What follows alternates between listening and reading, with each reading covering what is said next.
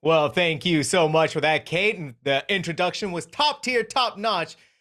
And of course, welcome everyone to day 2 of Coach's Call, hosted by Ohgawdevents. I do want to touch a little bit before we go any further on Ohgawdevents, because I think that we need to sort of lay the groundworks for what this event is, why it's here, what it's doing for the community at large. Ohgawdevents is a grassroots community-focused esports and charity event organization founded by the ever so lovely Kate, dedicated to bringing people together through gaming while creating real world impact. Of course, this weekend we have it here with Coach's Call, community led Valorant charity tournament centered around mentorship, education, teamwork, and player development. And so, right, over the past few weeks, the coaches, the players, they've worked together, they've had their scrims, they've had their VOD reviews, so many different things to help bring them together for this event to help benefit and raise money for the Crisis Text Line in honor of the Mental Health Awareness Month. Of course, as Kate was talking about the value that comes from having a organization like that, having a resource like that in everyone's life is so very important. And we here at Coach's Call very happy to be able to support that. But now we talk a little bit about Coach's Call. We talk a little bit about how things have been going, because I said today is day 2, right?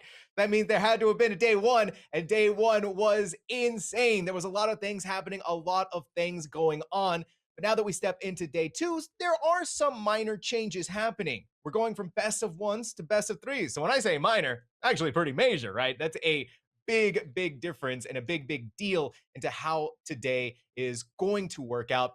And so if you watched yesterday, right, we had Cursed Crusaders going up against Paneko's Kittens to start things off. I believe it was a 1-0 victory in favor of Cursed Crusaders. Well, now we're starting off with a rematch, this time in a best of 3. So to help me and to help all of us understand a little bit more about what's going on, I'm going to go ahead and bring on our casters, Mint and Soren. Mint, Soren, so good to have you two on the desk. Soren, let's start with you. What should we be expecting today between these two teams? A lot of fun, honestly. I think Valorant in general is in a very interesting place right now. It's Obviously, a with good the word. most recent changes, with the Yoru and Neon. I was gonna call them nerfs. They kind of cratered the two characters. Means that a lot of the agent pools are just like made up. They're up in the air. You can pretty much play anything, and especially with a tournament where the average skill level of all the players, I forget what the range is. I think we have players all the way in bronze, all the way up to I don't ascendant, I think. Yeah, ascendant. So very wide range of skill ranks. And with the meta being so open, I think it's going to be very chaotic. People are just going to start pulling out comfort picks. People might be trying new things to make it work. I think it's going to be a crazy day of games. I think so too. I couldn't agree more. And so, Mint, I want to highlight a little bit more about that disparity. I say disparity, more difference in ranks, right? So these coaches have a lot of work ahead of them to be able to create those strategies. I talked a little bit about how they have their VOD reviews, they have the sessions, they have scrims to be able to help these players congeal together and form that fighting unit that goes into this weekend. Yes, absolutely. A big deficit in the amount of ranks, but I don't think you should count anybody out. I have seen even collegiate teams play with members who are much lower ranked, and they have gone on to win national tournaments. If you have the teamwork, if you have the drive to win, you can win these events. And it's not all about rank. These players have the heart. These coaches have put in so much work to help these players. And we've seen that yesterday, and we're definitely going to see it today. And so you can't count anybody out just because they might be lower ranked than one other person, because we've seen time and time again someone lower ranked be able to absolutely devastate everyone else on the server. No, absolutely. And again, it's like what you said. You talk about how, especially when you bring up collegiate, the sometimes differences in rank. It's all about team cohesion. It's all about how the strategies are able to work around. And that's one of the cool parts about Coach's Call, is that we have coaches that are willing to come out, that are willing to share their knowledge, share their passion for the game amongst other people who are also passionate about Valorant. And Soren, I was told that we get to bully the coaches a little bit, right? A little bit. So I'm expecting a little bit of fun after some of these games from you two. Okay. Oh, absolutely. I mean, we're obviously very accepting. Again, the range of skill is very, very wide here. But the coaches, some of the best of the best. They got some thick skin. They can take a little bit of jest and jabs, you know. Oh yeah, absolutely. Listen, if you make it this far, if you're a coach, right, Yeah. all eyes are on you. It's all in your shoulders. We- If you we- can't do it right, it's not the player's fault. It's the coach's fault. That's how it works, I think, in Valorant or something like that. We've seen some of the chats in those higher level games, okay? Oh, I'm sure anything absolutely. we throw at them, they've heard 10 times worse in their ranked lobbies. Absolutely. So we've talked a little bit about the teams. We've talked a little bit about how we get to make fun of the coaches, but let's go ahead and see some of the players themselves and our team rosters. Pulling up first, we're going to have Curse Crusaders here. We have Prof Hexy, Slim, Amarin Noodle, or Zebra rather, Kaiserine, and J-Kaz. So, and of course, our two coaches, Cursed and Sky Tuki. So, I'm telling you, Mint, we don't have Kaiserine today, though. So we're also going to be seeing that substitute, the frog, coming out of the substitute shadows to fill in the blanks there. Yep, very excited for this substitute character because we haven't been able to see the frog play yet, so we don't know what kind of comps they're going to change up going into this next matchup.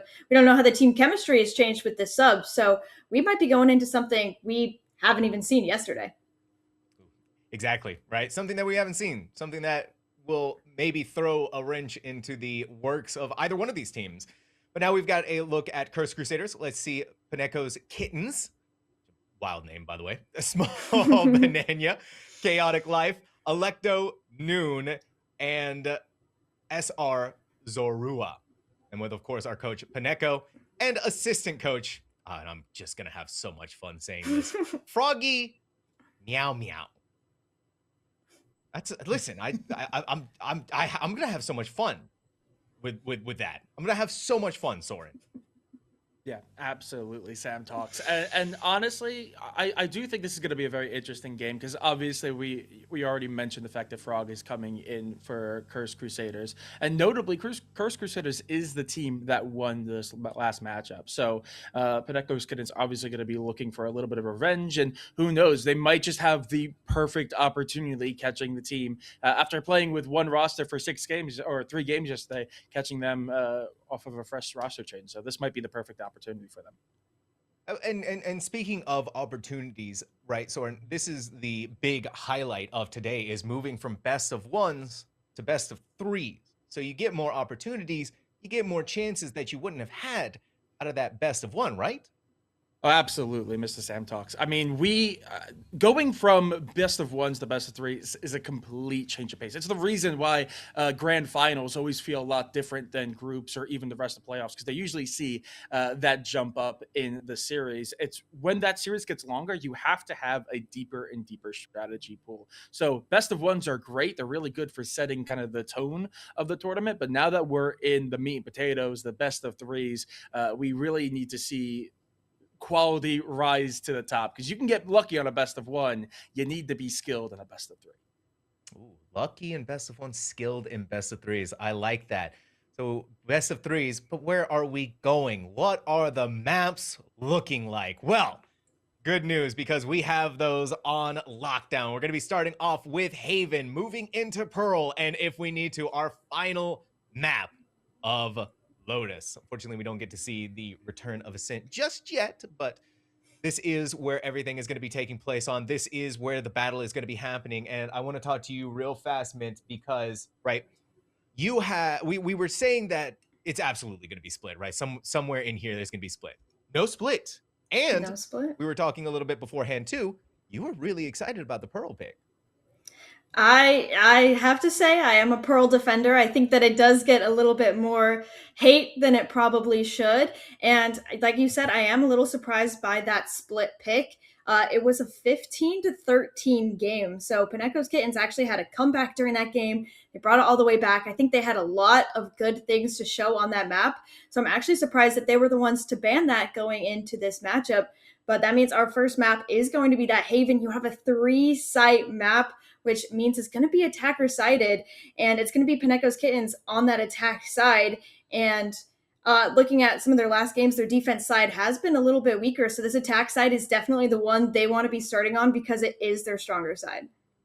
And I want to continue a little bit further with some of our discussions about what happened yesterday between these two teams and about how they can go on, right? The adjustments that you can make going meant from the first day into the second day, and especially even more so considering the back of your mind, right? It's best of 3, more options, more opportunities, more choices, and more capabilities to make mistakes.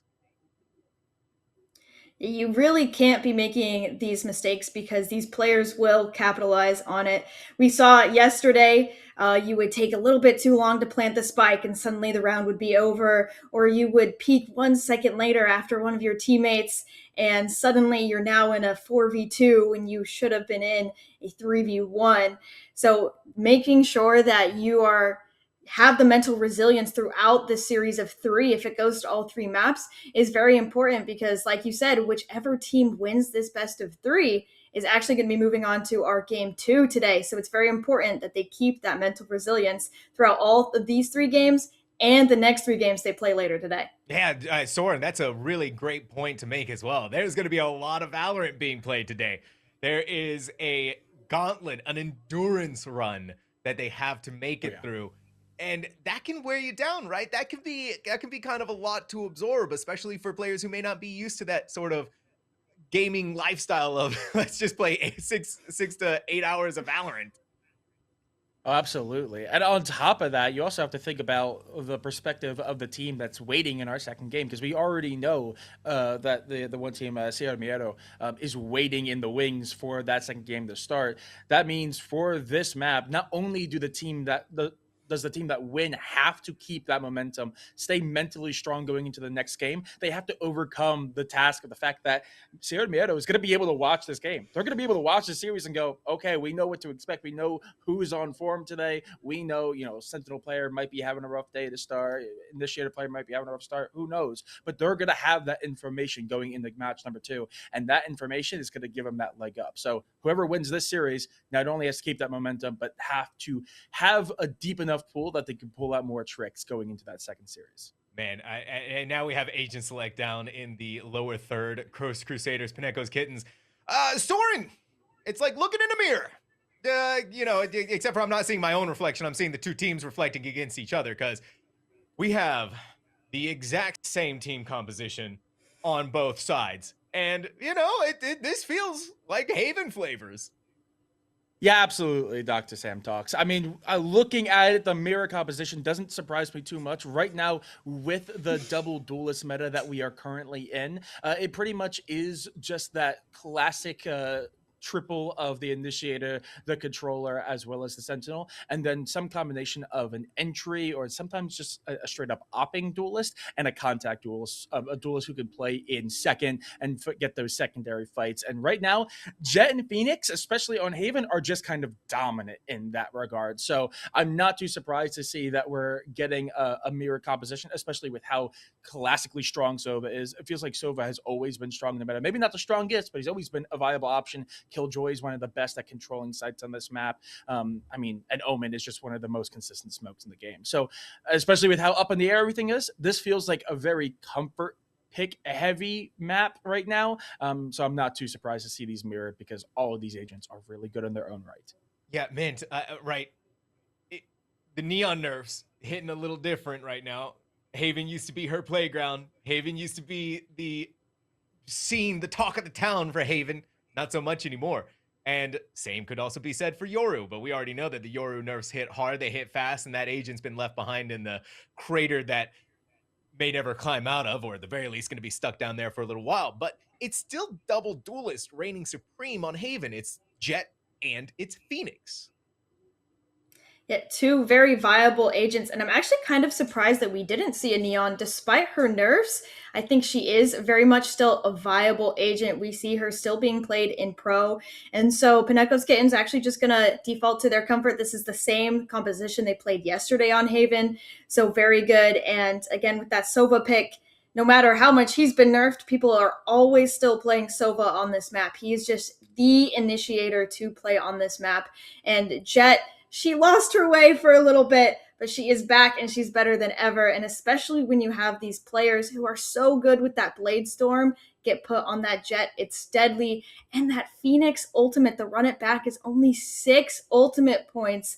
When you put your character, your player who can frag out, and then you're also getting those orbs on it as well, Phoenix is just deadly in this meta, and I wouldn't be surprised if we did see a little bit of a nerf coming out, but no nerf yet. So we can really see these players just have fun so far on this Phoenix.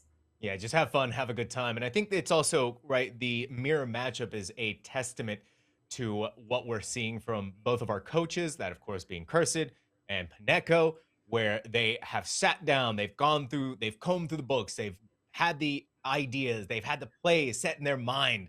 And again, right, you're looking at this organized play style that we're going to be trying to get out of the players, that we're going to be trying to squeeze out of them. The coaches are going to do everything they possibly can to help facilitate that. Soren, and the it began at the map pick ban phase. It's coming here now into the agent select. So we've given a lot of credence over towards the players, but now it's like, what are the ideas behind what the coaches themselves are thinking?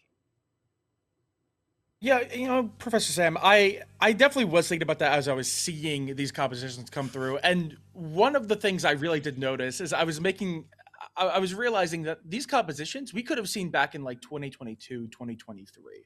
Every single one of these picks are classic picks for Valorant. So, especially for players who probably maybe needed a little bit more attention when it came to the coaching, or just if the coaches wanted to keep things simple. I mean, obviously, there are some characters like Breach that have incredibly high ceilings, Yes. but they also have the potential to really mess up your own team if you do not quite hit it right. These are all characters that are pretty safe. They have a pretty low floor, but also a pretty high ceiling. So if this is in fact the composition that both of these coaches, or both of these sets of coaches, excuse me, wanted to bring out, it makes absolute sense because these are very easily teachable characters that still get a massive upside. And right now in the meta are some of the best options. I mean, you were just talking about the duelist. I think Jet really, I don't know if Jet is right now the best duelist available with the recent nerfs, but especially on Haven with how many long sight lines, I think having an agent that can both be a really good opping duelist as well as a good space taking duelist,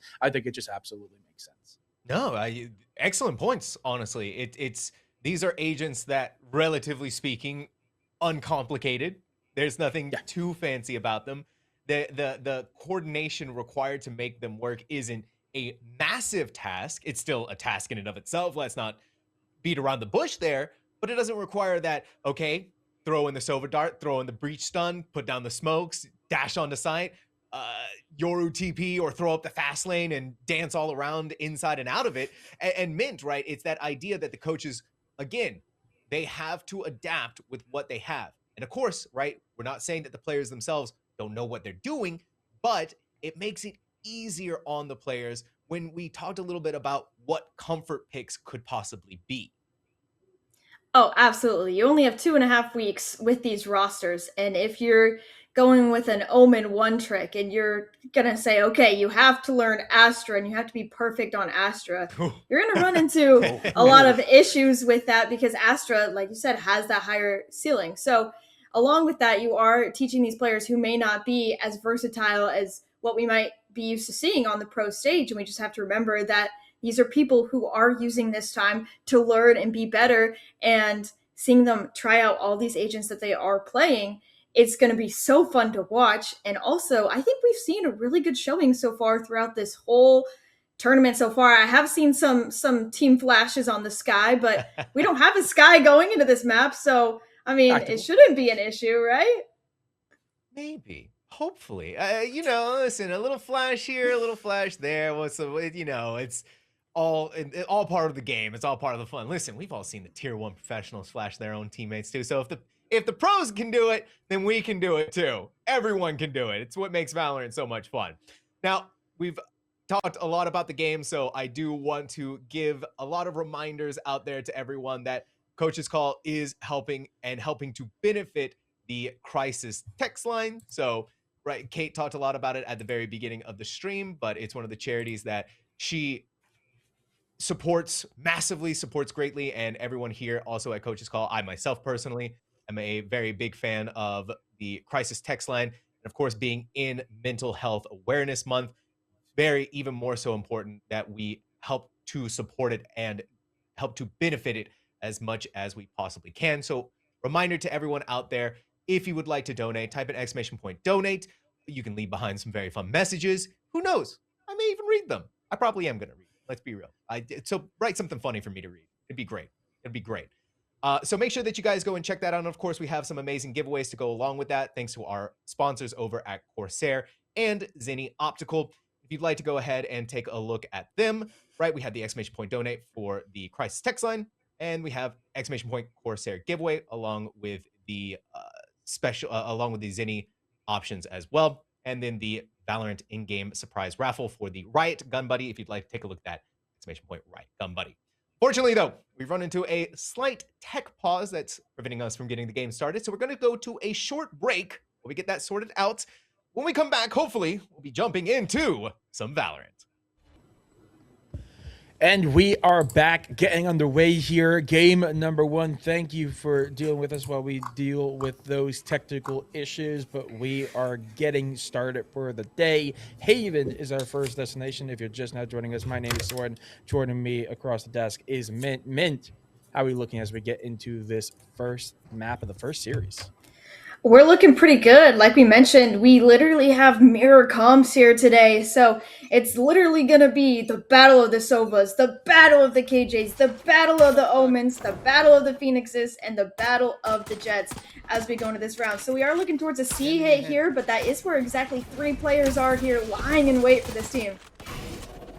We'll take a little bit of a mess up there with the bounce of the shock dart, but it's not going to do all that much as we do see the engage onto site go through, but the hold is just as strong as 4 members of the attack are dealt with summarily immediately upon pushing site. We do see one trade there. JKaz is going to fall as it's just the Killjoy left to try to pick up the pieces of this opening attack. Yeah, the attempt there was a very decent attempt, but when you just have so many bodies there on the C site, it's almost like you're running into a brick wall. There are just so many people there that if you were able to kill them, they can just get traded out so easily. And especially you have that KJ utility, which especially on a small choke like C long is so hard to get into. So Electo gonna be having to skirt around this turret here. Position finally noted, and with 30 seconds left, you're looking at a 1v4, and it's going to take a miracle here. Yeah, I mean, the best they could really do is damage, and they were able to get one JKaz falling in that earlier trade. But in that 1v4 position, everyone's sitting on site, and really, as Killjoy, very little means of initiating onto site. It really was just do what you can, but they do at least get a little bit of extra credits in their pocket. It is going to be a pretty safe buy across the board. It looks like the only investment coming in from Paneko's Kittens is going to be Noon picking up the Sheriff. A good buy there. A Jet with a Sheriff, especially one that can hit those one taps, can be deadly. So we're going to see a death ball rolling towards Garage here. They're going right into that KJ turret, but flashed up, so it doesn't actually get any damage. But again, they're going right into the stack. Yeah, it is just a flood on the site, or at least an attempt, because there's a lot of investment here from Cursed's team, and that does mean that this gamble stack on C is going to pay off for them, but that is going to be the first pick. Zora going to be the one to pick it up. The smoke's falling early, but there we go. JKaz sitting on B is able to find 2. Prohexy is going to find 2 as well, and JKaz is going to clean it up. It's a 3-2 split for the 2 teammates, and that is going to be a very quick anti-eco going to the way of Cursed Crusaders. A very good job from Curse there. I believe they only lost one gun there, so they're going to be able to take many guns into this next round. They will have a Stinger and a Spectre, so a little bit of a more weaker gun going into this full buy round from Pancheko's Kittens. But shouldn't be an issue here, as now they're kind of finally pivoting towards this A site and finally not going into that death ball. Because again, they're putting 3 players on C. Cursed Crusaders, they don't care. They're stacking C like their life depends on it. Yeah, notably, the defensive setup here looks like the 3-0 here with kind of leaning more toward CT towards B. But they do hear a lot of presence. They know they're going to have a little bit of a disadvantage. That smoke not quite hitting where it's supposed to be, so they are vulnerable, especially from above, as Jake has, even with the Stinger, is able to find that kill, and that's going to force them to reassess where they want to plant the spike. Yeah, that smoke not being placed correctly was absolutely the detriment there. Snow Flash coming in as the retake comes onto site as they just flood in and the weaker weaponry. It's not enough. Not quite, and the retake is clean here. They do have a Vandal in hand. Ace, otherwise known as Electo, is in the area. They're going to start the defuse. They have the numbers advantage. The shots are not quite hitting as they would like to, and they're able to find the one, but the player in the smoke is able to sneak that defuse away, and despite being at a disadvantage in terms of rifles, that is 3 rounds in a row picked up by Cursed Crusaders. That is going to be a really good start for them. Absolutely, and be able to pick up those guns as well, so they won't have to fully buy into this round. We're looking at Slim's economy, so much money in her pocket, just because they're able to keep these guns from round to round. But we finally have that run it back available, so they are on a little bit of a weaker buy. So I don't imagine we would see that come out from Mochi yet. But you can't count them out, because especially when it's only 7 ultimate orbs. If there's an advantage, if you can get it from the run it back, then why not use it? It's absolutely something that should be used if it will get you that advantage in the round, even if you are on this lighter buy. So now, Panseko's Kittens really slowing it down so far. They're a lot different tempo than what we've seen lately. Yeah, and I think the run it back comments you're making are absolutely spot on, especially with how safe some of those ultimate orbs are. Obviously, so close to the attacking side is that C orb, and so close to the defensive side is the A orb. So this is one of those maps where you are really able to stack up ults quickly. And as we see here, as it looks like the spike is going to make its way over to A, we do have the Phoenix. Zora is already fully on site, means that this site is going to be a free plant. Spike's going to go down, and the rotate just now coming out from Curse, but I don't think they mind at all. They know they have the rifle advantage in a strong way. Yeah, and there's that run it back popped. Again, you want to pop it if it's going to get you that advantage. But, ooh, Mollying where he's coming out of the run it back. Oh, and will fall because of that. And so now we're looking at a full gun retake here. Yeah, we do see the attempt to hold him back. Shock Dart not going to find anyone quite yet. The retake, the flood into sight is clean, and it's what we expected. And unfortunately for Paneko's Kittens, is not going to be a single member followed from Curse. So on top of keeping all those rifles, that economy looking booming for them. Bladestorm also in hand. So Paneko's Kittens definitely going to be looking towards them to start getting some ultimates in play, because while Zora did pop that run it back, that means what? The next closest ult is still 2 points away. Yeah, like I said, you want to pop those to get that advantage because it's so cheap. But unfortunately, in that scenario, it did not give them an advantage in the round. They weren't able to get a man position.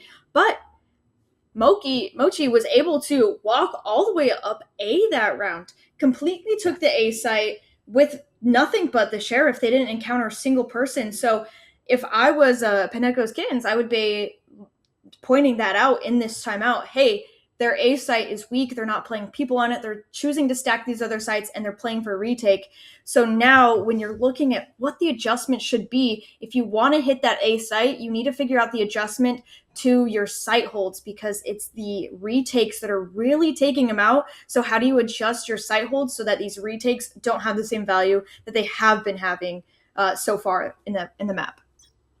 Yeah, absolutely. And I actually really like this matchup because the way Cursed are playing, I really like it. It almost reminds me of like top level EMEA teams where they're a lot more methodical. Like, yeah, they did not put a lot of presence on A, but that's because they pretty much heavily stacked C and B because they knew they had that advantage. Rather than keep themselves spaced out, they condensed their numbers because they knew a retake would go their way. I really like that. Very clearly, the coaches impressed upon them to play towards their advantages, not play risky when it's not necessary. But Paneko's Kittens, that does mean that they need to kind of change up the pace here. The best answer to that very systematic, very mechanical play is something similar to what we see in like Pacific in this top region, where it's W gaming. Put pressure on them. You know they're going to be playing a little bit farther back, as you can see on the map. Look how far back the defense is on C. They heard presence, they immediately fall back. The best thing you could do, play quick, increase that tempo, and put them on the back foot, as they are now finally taking some.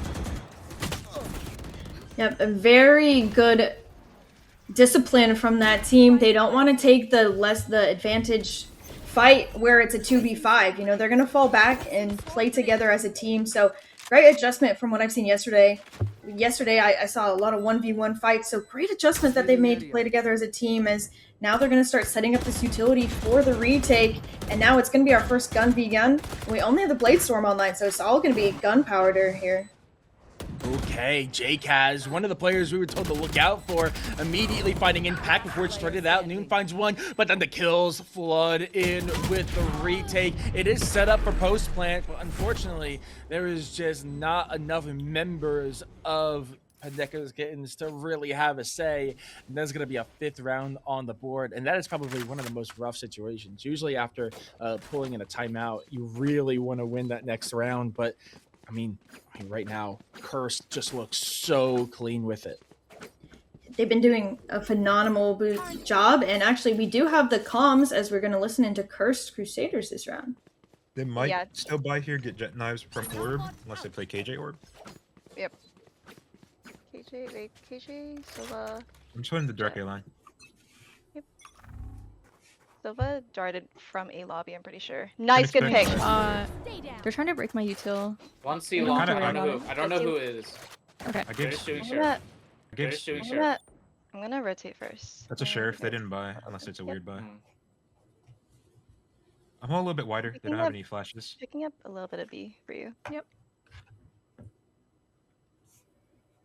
Any noise A? I don't hear It's anything quiet. C. Okay. They could wait. Wait, garage. Garage. Garage, Third yeah. down, third down. Sure. They could be Might walking be up doing- C long. Yeah, I can give you a Can you smoke come C here long and- right now. Can you come Okay. here and grab Orb? I got your A short. Hold on, I'm gonna pick up the short real fast. No, hold the line real quick. Smoke Wait for right garage. position. Smoked garage, Smoke yeah. Garage. Okay. They're playing really slow now. I'm watching your garage. I got the A thing. line. Yep. Yeah, I'm playing like pretty off. Okay. Get out of my way. Jet I think knives, they're gonna that's C line. exit C. Wait. No, So A's drone, quiet. so would drone B. So would drone B.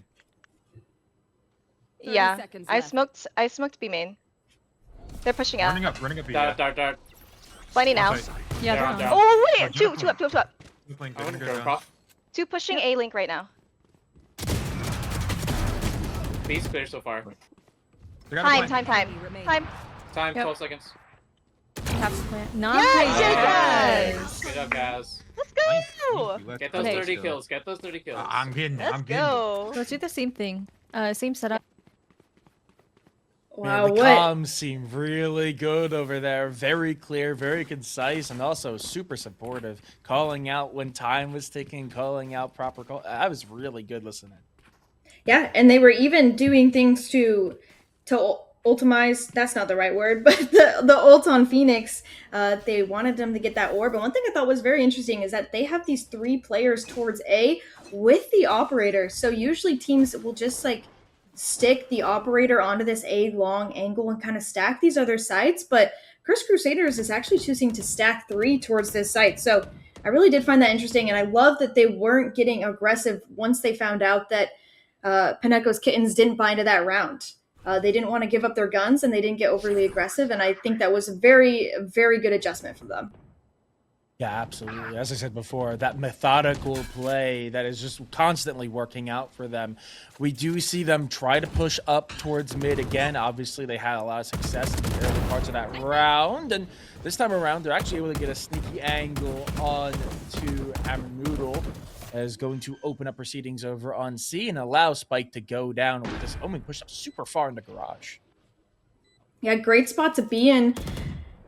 This is going to be on them to make sure that they clear this site. Their retakes have been weaker, so they are going to actually clear that. Oh, Probexy going to get that kill, so now it's going to be a 3v4. You still have that Blade Storm to work with, so even though you have this operator for that retake, you have those knives to work with, and the run it back actually comes out as well, immediately taken down.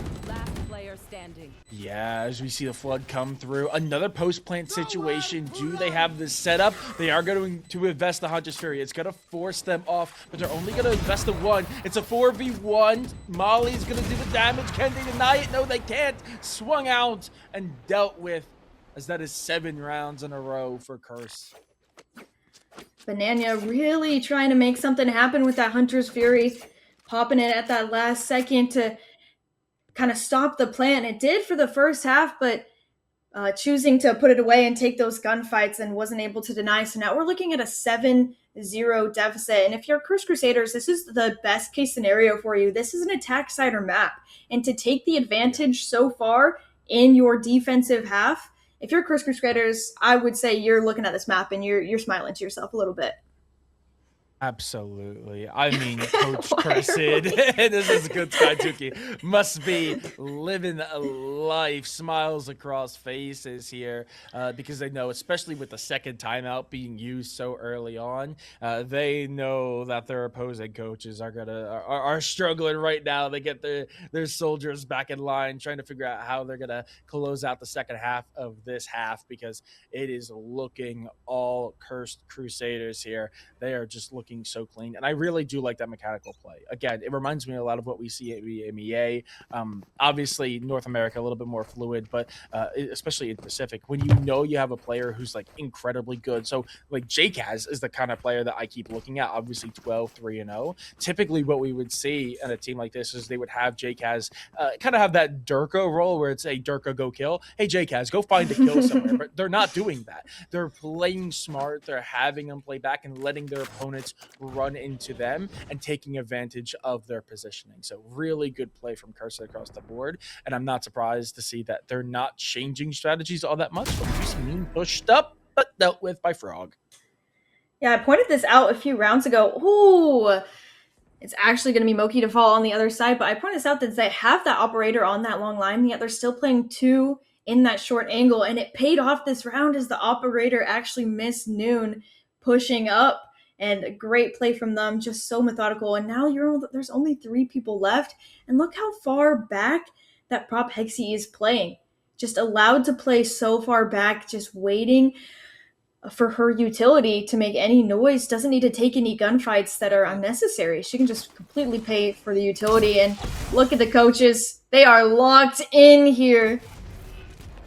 I mean, they're locked in and they're winning. That's Cursed's coach. That's Cursed and Skyzuki. They are locked in and just not letting go. We did see that Silver Shock Dart, just trying to see if they can catch any Killjoy utility. Not finding any is going to give information of its own right, as the slow move towards C does end up getting 1 kill onto the defense, but in the end, that does just mean it is just Jess in the 1v4. They do have JKaz on the long rotate, but with just 12 seconds, they are running out of time. They're going to try to get the spike down and going to be successful in doing so. Can they find the kill? Yes, they can. Jess needing to find the 1v1s, is able to isolate JKaz, but with the operator staring them down, the big boomstick comes out on top, and Cursed Crusaders get 8 on the board. The big boomstick, absolutely. When you're taking a 1v1 against the op who's already on that angle, it's so hard if you don't have a flash or anything to take him off that angle. So now as we're going in this next round, look how many ultimates we have on the side of Curse Crusaders.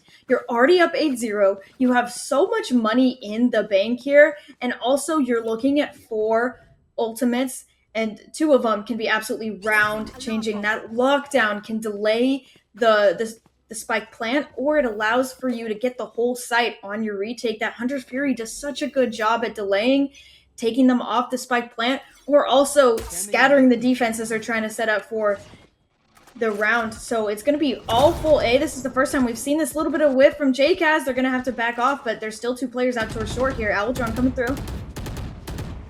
I mean, another smart defensive strategy here. They try to find a couple of picks on the way in onto the attackers, but not going to be able to do so. They back away to the back of sight, but now here comes the flood from the attack. I like this a lot. The Killjoy is invested to push the defense back, and after some back and forth, we do finally see them try to get the spike down, but the Hunter's Fury is going to deny it. Killjoy finally pops, and now the defense in this 3v3, they need to find a retake, and they have a Killjoy of their own. It's going to be so hard for Paneko's Kitten. This is going to completely destroy this crossfire. Ooh, are we going to see a little ult play here? Okay. Oh, it's actually not going to cancel it. I thought they were going to cancel it. Oh, okay. That is going to be the Into the Shadows. We do see that Hunter or Sova dart to clear out any util, and Ace swings through, is able to find the one, but not the other, and another retake from Cursed Crusaders is massive. I did really like the look of that from Paneko's Kittens, though. I mean, I talked about it before. The best response to this very slow, methodical play is that Pacific region style where it's the W gaming. Put pressure on your opponents. You know that they're going to play a little bit more passive. Get onto site quickly. Force them into awkward positions when they're not ready to be there, and try to take advantage of that. Put it on the back foot. And them flooding into A as they did, very, very smart. And it was the best looking round, I think, for them yet. But Cursed just come out on top. Yeah, that lockdown really just broke up any set of the site hold they had. They had that cross. I really was liking that cross, but the lockdown just forced them to take a different approach. So I do like that we're going towards the B site here. This is something they haven't quite explored. This is the most weak site from Cursed Crusaders, but Noon deciding to maybe explore past this smoke here. Run it back comes out as well. So they're extending on both extremities here. Okay, over towards CT on C. Unfortunately, the push is absolutely rendered useless as they find both attackers. All 3 are tucked into the back of sight. The flood comes through. Back and forth they go. We do see that Odin find value immediately, and they are unfortunately just fish in a barrel back there as the retake is clean. But in the end, there's only 2 members of Cursed Crusaders left, so they're going to be able to save the Odin. They're going to be able to save the op, but they're going to have to reinvest into more rifles. And it's not like they don't have the money to either. Look how much money they have in the bank. On the other side, if you're Paneko's Kittens, you're really scraping the bottom of the barrel for some guns here. You're probably going to want to save for your next round coming up. It's the last round of the half, but it's 10-0 here. You might be panicking a little bit looking at this map. It's just starting to run away from you a lot, and when you're going into the weaker side in just 2 rounds, Paneko's Kitten might be a little stressed right now. Yeah, to be fair, this is also a Cursed Crusaders map. This is one of the maps where they feel really confident on, so I'm not too surprised that this is the scoreline. But hopefully we see them take a little bit more pressure into game number 2 as we see the flood onto site, and the Phoenix is just dismantling the attack, finds everyone in sewer, finds the last one standing on A. Yeah, I feel like this one, unless we see something magical come out of Paneko's Kittens, this might just be a GG go next, save that mental, and take a strong mental going into their map pick of game number 2. Yeah, especially on the last round of the half. Look at the credits, look at the gun buy. It's going to take a big thrifty here to bring him up to 11-1. But even once you get to 11-1, you have the rest of the map to have to claw your way out. So again, we're going to post up with that operator from JCast on that A sight line. That's been pretty common for them. They've been doing that almost every single round. And we're going to explore back over towards B. We're going to go right into this KJU utility. So Propfexy here, though, has been an ever-present anchor. He's been able to at least get 1 or 2 every time, and that's exactly what we're going to see. A 1 traded out by Mochi as they're going to descend upon the C site here. Okay, they find the one, and notably, it was also the Killjoy, which means that defensive setup that's sitting on B as well as C is no longer up. So they're going to be missing their Sentinel, which is a big piece. However, they did lose Noon in the process, their space-taking duelist. So this might be very difficult, especially as it's also a piece of their smoke. So trying to deal with or get around this operator that they know is there is going to be a problem. They all flood into sewers, but JCats is just able to reposition themselves so quickly. And it's Ace there to really fight back, but JCats is just a menace with this operator.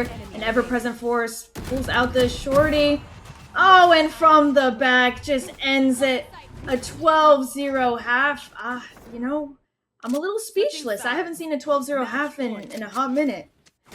Yeah, it definitely is not ideal, is how I'll refer to it for Paneko's Kittens, but obviously we have seen crazier. I am not willing to fully count them out yet. What's the saying? It's not over till the fat lady sings. There is still a possibility of a minimum 12 more rounds. Like that you could still see it. There's at least one more that has to be played. Who knows? If they win here, they are able to take a win into the eco. If they're able to buy enough credits to get some rifles into that anti-eco, they could turn round 3, and after that they could have a miracle run of their own.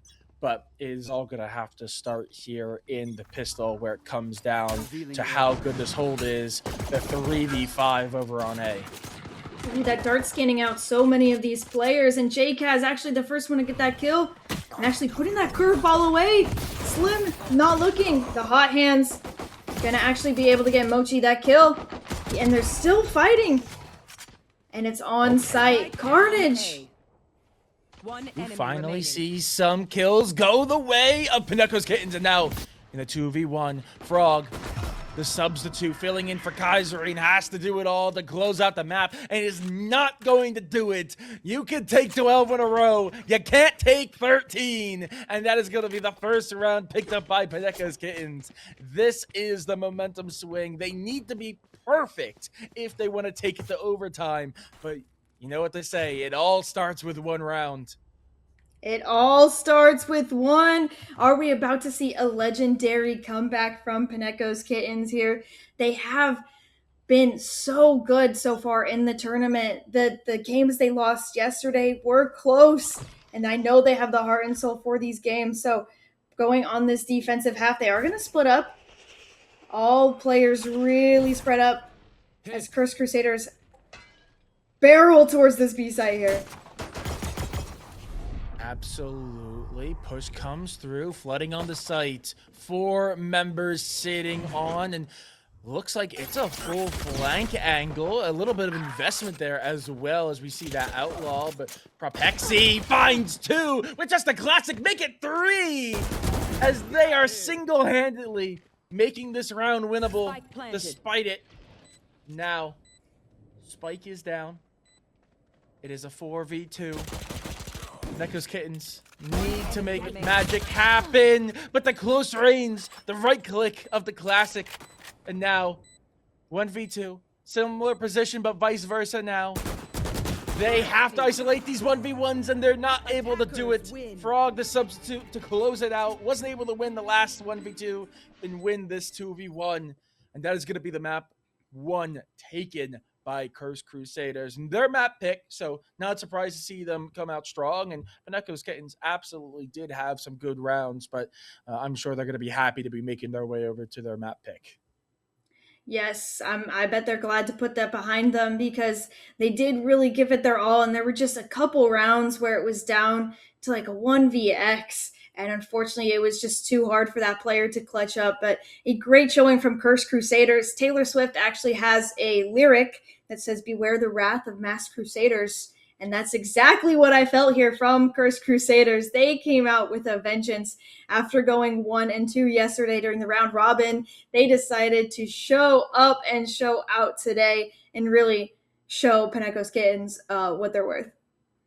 Yeah, absolutely. Paneko's Kittens not down and out, of course. This is a best of 3. As I said earlier when we were on the analyst desk, best of 1s, that you can get lucky, but this best of 3, it's all about skill. Obviously, Crusaders are coming out strong with this 13-1, but Paneko's Kittens, we're going to be making our way over to their map pick and all that. But before we get to game number 2, we are going to be sending over to a quick break. So don't go anywhere. This series is just getting going and just getting good. We'll be back in just a couple of minutes.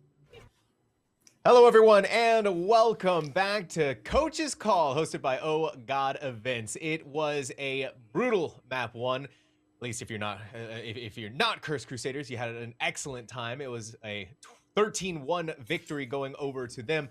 And you know, Soren, there's not a lot to dissect, but we do need to discuss about what went right for Cursed Crusaders that they were able to have such a dominating victory. Yeah, I mean, really, I think I kind of was mentioning it while we were there, but it was very slow. It was very methodical play, and I gotta give a lot of credit to the coaches, Cursed and Skytuki. I really think they instilled in their team the mindset of you don't have to win flashy, you just have to win. So many times they were playing a little bit more passive, pulling back and not dying to the initial site takes, playing for those retakes, playing their lives very, very well. And I mean, we even heard during the listening where they were like talking about time. They knew they could win off of time alone. They didn't need to get all the kills. So many times, especially when you have players like JKaz, you can see the MVP there, 22-5, by the way. When you have a player like that, it's so easy to just say, hey, JKaz, go find a kill. But here they stuck to their guns and said, no, we are going to let them come to us. We're going to force them to play around us rather than us trying to take space and play around them. We're going to use that to our advantage. Yeah, man, it was so difficult for Paneko's Kittens to find a foothold anywhere on Haven, right? And we're kind of highlighting JKaz, and I think it's relatively easy to do that because of how well they did. That's not to take away from anyone else on Paneko's or Cursed Crusaders, rather, on how well they did. But yeah, Mint, JKaz, this is an unbelievable ACS, unbelievable stat line for a game that lasted 14 rounds. Oh, absolutely. 22 kills in 14 rounds. The last time these two teams faced off, JKaz actually went 35-20. So dominant against this team. JKaz has really just been an outstanding player with that operator. Got so much value out of that operator. You have to remember that JKaz was using that operator almost every single round once he got it online. And once he had that boomstick, he was just unstoppable. He got multiple kills every round with the operator, or maybe he was able to pick up another gun, but it was that operator that was able to make that difference and just going up on those sight lines. Great job from JKaz. They definitely deserve the MVP here. Oh, yep, look, we have the KDA from all of these games so far. Great job from JKaz. Great job from JKaz. Consistent performance as well, which is something that you want from your duelist, something that you want from your Jet, something that you want them to hopefully keep continuing as this series marches on. But of course, if you were watching yesterday, that was a best of 1, but now we are stepping into best of 3 territory. So there is still a chance for Paneko's Kittens to reclaim their vengeance against the Cursed Crusaders, who so far this weekend have taken 2 maps now away from them. They have 1 more that they need to do. Otherwise, it's going to be end of the road here for them in this series, Soren. So now we set our eyes onto Pearl, where hopefully they'll be able to right the wrongs. Yeah, principal talks. I mean, we are looking forward to map number 2. Obviously, as mentioned before, we are going to be making our way over the Pearl, and there are some big key differences here. Obviously, this is now a 2-site map rather than a 3, but also something I need to talk on and hit on before we even see Agent Select come up on screen, changes that we're going to have coming out from the coaches, notably in the composition. We even heard during the listen-in that Cursed Crusaders was talking about. They didn't have any flashes. There was no real flashes besides that Phoenix pick. And early on, obviously, we saw JKaz getting 5 rounds of first kills. Very often, if that Phoenix went down early, there were just no means to deal with that operator here. So I'm expecting compositionally to see some changes come out from these players so that they can maybe get a few flashes. Not surprised to see Crusaders making an adjustment to that Vice. I think obviously really good on Pearl, also offers that flash potential. I'm getting vibes here right now, Mint, of potential mirror matchups. Yet again, the only thing we're waiting for is to see if Chaotic Life is going to lock in their agent and make that happen. But so far, the only differences that we're seeing is between the two duelists, or duelists rather, Sentinels, Killjoy versus the Vice. And I think that's something that we should definitely highlight, especially when it comes to how Pearl is played. One of the things that sticks out in my mind about Vice when it came to Pearl was Neon. But Neon's not so much of that issue anymore, not so much of that agonizing pain point. Same could also be said for Waylay when they were both the duos, the talks, and the terrors of the town. Now they've sort of been put away slightly. Now we're seeing how the differences between these two agents, between these two Sentinels, are going to dictate the pacing of Pearl. Yes, absolutely. The difference between KJ and Vice is pretty big, especially on this map. This is a larger map. So if you are playing that KJ, we have Electo, who is ace on that KJ. You can't really rotate. You are really anchored to that one site because your utility will go out of range, whereas Profexi on that Vice is allowed to explore more of the map because once they put their util down, it won't ever turn off. And now people aren't playing those Yorus where they have a Yoru clone to just bait the wall out from that Vice. You now have to bait it out yourself. And so you have that extra information where you can just put the wall down and leave, and you can go help anchor other parts of site and maybe play for retake based off of that. So we are going to see two Astras as well. I believe Astra is just the agent to play on this map. The Cosmic Divide is insanely good. And so just depending on how they compare it with these Sentinels and how they use it with each of these duelists, I think we have a pretty fun matchup based off these agents. I couldn't agree more on that statement either. And something to note too, with Pearl being a two-site map, that's also what makes Pearl a lot of fun, is just how big this map feels though, right? It's such a big map. It's such a intimidating map that when you talk about an agent like Astra having global smokes in the way that she does, is able to make things so much easier for either of these squads and either of these teams. But speaking on and touching on the size of Pearl, Soren, it's the idea of how important map control is going to be. And we've talked a lot about comfortability. One of the big things too to note between these two teams is that there hasn't been any role shifts between anybody. Everyone is still staying from what they were playing on Haven, whether that be Sentinel, Controller, Initiator, Duelist, still occupying that, and they're still having that mindset in their head. When it comes to a map like Pearl, where map control is just as important as it is on Haven, very important topic to discuss. Yeah, absolutely. I think them staying in the same roles, obviously Sentinel staying in Sentinel, for instance, I think that absolutely does make sense, wanting to keep a consistent through line between each series. Obviously, there's a little bit of flexibility. Like if one of the teams decide they don't want to run a double duelist, I don't know why they would in the current meta, but there's always the possibility of seeing maybe a swap over to something like a KO, where it's a more duelist-esque character as an initiator. But in terms of actual control of the map, Dean Talks, really, I think this map is going to be a little scary if you're Paneko's Kittens. Obviously, this is their map pick, so strategically they're going to be feeling more comfortable. But after map number 1, JKaz, with how good the operator was, that is going to make getting control of B-Long incredibly different, regardless of what side they are on. So they either hopefully have strategies in place on how to deal with an operator on that very long sight angle, or they need to really take control of mid, most importantly, obviously because it has so many accessible means to get to either one of the sites, and A as well. If they can get control of A and mid consistently, then an operator on B will not be as big of a problem, but they need to focus on that early and figure out how to put their opponents on their back foot. One of the very first topics of discussion that we had in this matchup going into Pearl were those lack of flashes.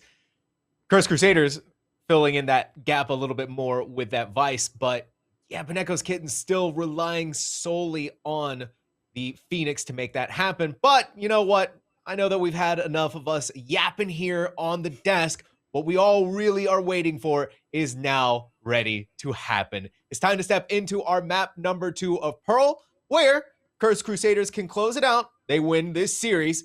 So it's all eyes on Paneko's Kittens to get this one and done to bring us into map number 3. So all over to you two now. Thank you so much, Mr. President, for sending us in strong, making our way over to Pearl. And I mean, you talked about how excited you were for this map, man. What are you expecting in this pistol? Oh, I'm hoping we see a lot of mid presence here, and actually, I think we are about to. This map, you really can't hit that A site without a little bit of help from mid. Oh, and it's actually going to be that first kill from Mochi. But mid is going to be so pivotal throughout this whole map that whoever's able to really retain and control mid is going to show up and show out on top. So big fight coming out here. Curveball coming out, not able to connect any shots, and it's JCast to get one, and they're just going to back right off. Maybe a little bit of an overburn there from the defense.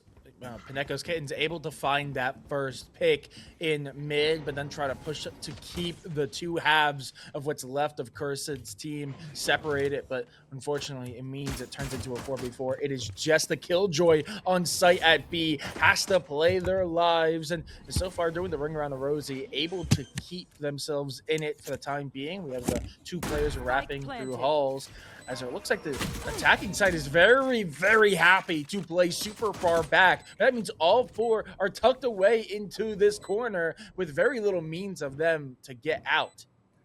Yeah, when you're just trapped so far in, you really have to get these trades or else you're really done for. So a few of these players down to just a few dregs of HP. It's chaotic to come out on top, but again, it's JCaz ever so good, able to hit these shots. Gets a third and a fourth on the round. Beautiful from JCaz, absolute control. Wow, I mean, positioning definitely not ideal for them there, but the kills just go the way of Cursed Crusaders, and that is going to be a big round pickup, especially after losing the player first in the round.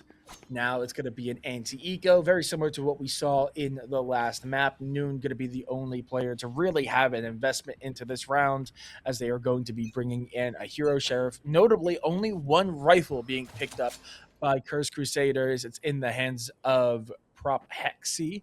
Everyone else rocking up with Stingers and Spectres. It's kind of the same setup we saw last map on Haven. Everyone on the classics and just Noon buying up to that sheriff. So not much adjustment. They are going to be going into the weaker site here, but they have that Astra utility they're running into. They're stalled out by this smoke, so that is going to cause a little bit of delay, and that's allowing the rest of Cursed Crusaders to go exploring into this mid site to really gather all this information. So the A site will be free, but Cursed Crusaders are going to know pretty fast that it's a A hit, and they're going to be able to descend upon them, sending two flank.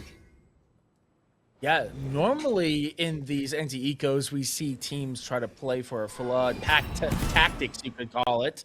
So them coming in from 3 different angles might be a little bit to their detriment, but if they can find something, that'd be great. JCaz is able to find one onto site. Meanwhile, there is a trade sending them back towards their own spawn. Back and forth we go as the kills go the way of Cursed Crusaders, and they are able to win with a very good post-plant setup. That was the anti-eco. It was expected, but notably, some damage was done. So, I mean, Paneko's Kittens can be happy to at least get something out of the round. Yeah, and we are actually this round going to listen in with Paneko's Kittens as they go into their first gun versus gun round against Cursed Crusaders. All right, I'm going to still give the smoke to... Where does Somaliland? Can you just ping it? Like around here. Okay. Yeah, stars for... They did take back. They could have inserted someone. You don't need to full swing it. I'm going to play off here. Flash? Hold on, I'm gonna flash. I'm walking up Torch Street. I'm walking Torch Street. I think At you go least towards you them wanna- and we You know, leave they're me pushing. here. I think we 4A, 1B, and leave me B. We don't need to watch that. Turret's watching that. Yeah, no. I'm just walking up. I'm walking up, so I'm just holding the angle. Here, let's cross over, Mochi. Go to them fastening. Yep. I'll break. They're still mid. I hear them reloading. Yeah, I'm here with you. I have no stars. Jet on. Play together. I'm with you, Noon. In the 40. smoke. Backing Nice. up. Put it Alright, straight. let's play together. Let's play together. Play 2v2. together. 2v2. Yep. Play together. Covering it. I'll come back to you. Taking that back. One's pushed up. Be careful. You said 80 jet, Okay. right? Yes, Jet is hit 80. Spike planted. 3, 2, 1. Hang on. Oh, sorry. My bad. You have a molly and you have this. Yeah, this one.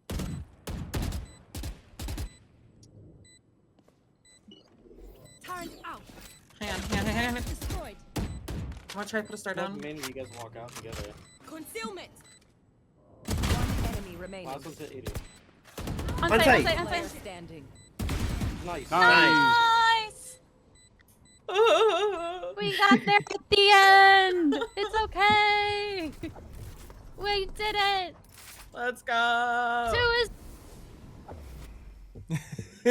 Massive round win for them. That's got to be a massive boon to the mental to already pick up their first round, and they do so. It was definitely a little sketchy, but as they said in that listening, they got there in the end, and that's what counts. A huge round for them.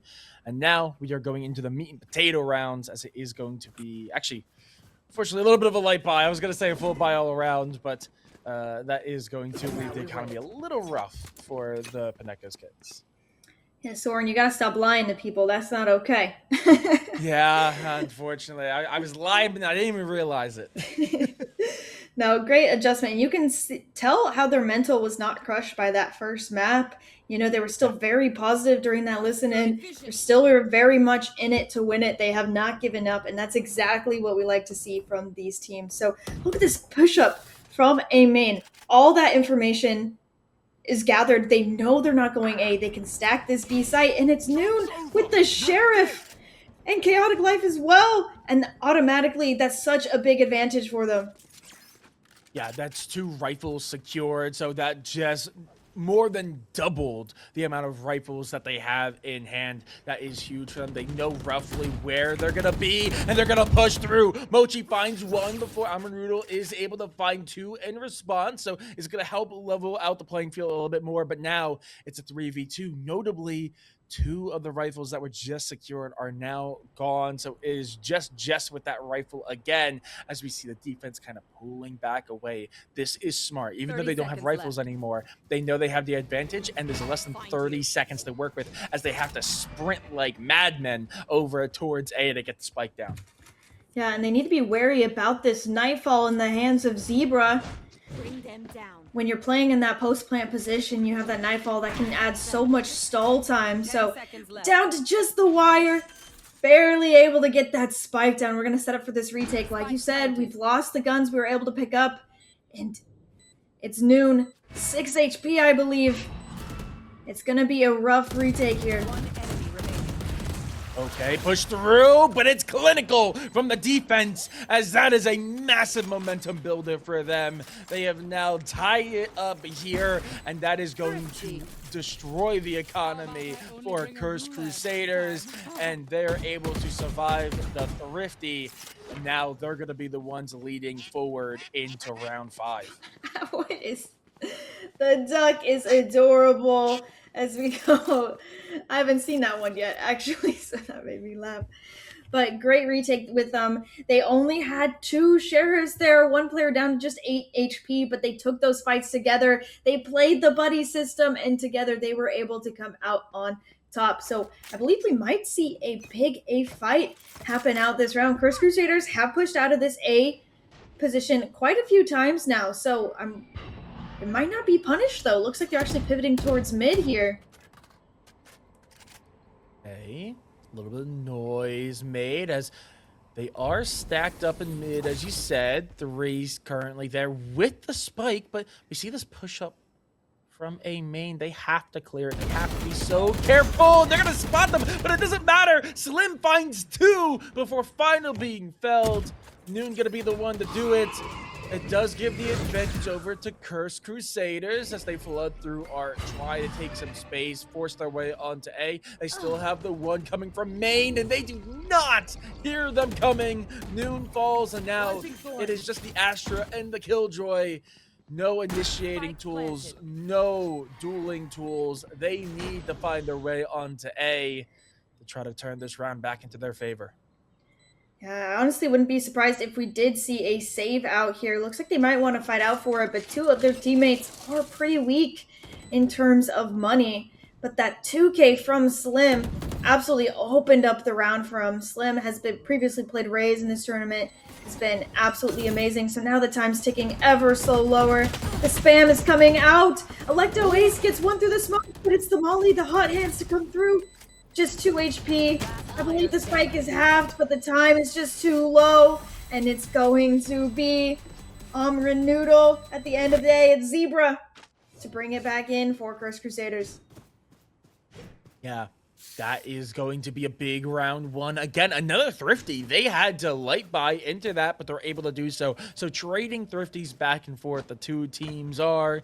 It is going to be a bit of a scattered buy now for Paneko's Kittens here.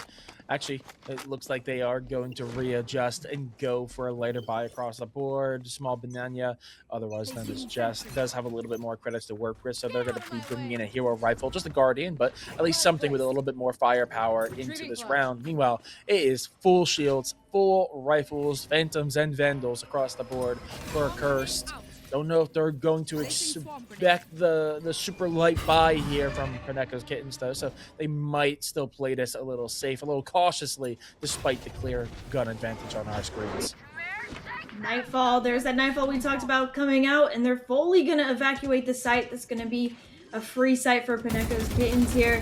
And like I said, they've been doing these push-outs out of A every single round, and now they've pivoted towards B. So now they're sending 3 on this flank, and I don't think that they've realized that this push is coming through this crunch. Actually, 3 team members choosing to fight this flank position. Stun comes out, and it's Profexi to find out Zebra. Hey, Blade Storm, unfortunately, Blade's going wide. The Phoenix caught a little bit too deep into the angle, and now it is looking a little bit doomed there as they deal with everyone on site, and the one flanker that was remaining standing is dealt with summarily as well, as that is 2 rounds in a row. A little bit of a pattern I'm seeing forming here. If we continue at this rate, this one should be a win for Paneko's Kittens. And speaking of which, they do have practically full buys across the board. It looks like we're going to get 1 regen shield, but there's also 3 ultimates to play for. Obviously, their own Nightfall, as well as that run it back and the Astral Divide. All 3 incredibly influential ultimates, but Propexy with that Steel Garden could shut down any super aggressive pushes, turning off their guns.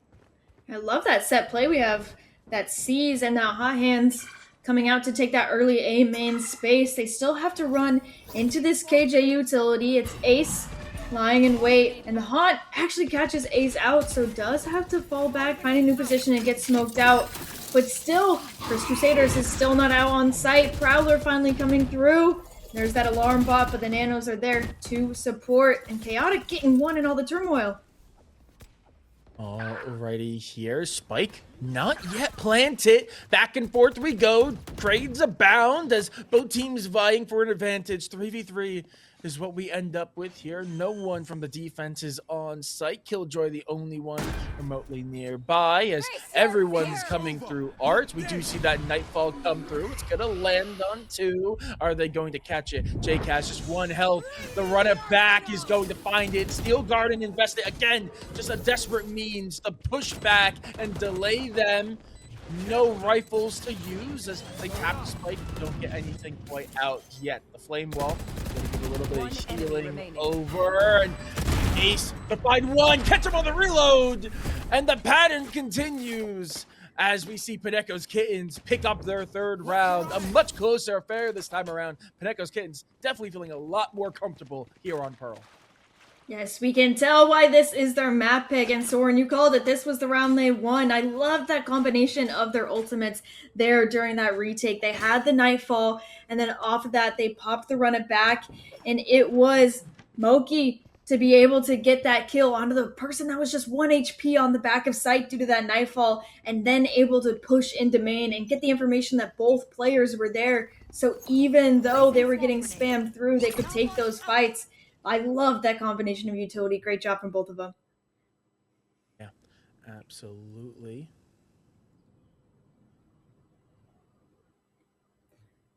We have a little bit of an issue, I believe. My screen is black. Is yours, Soren? Okay, there we go. I actually just reloaded on my end because I thought I was having some technical difficulties. But it looks like we are back.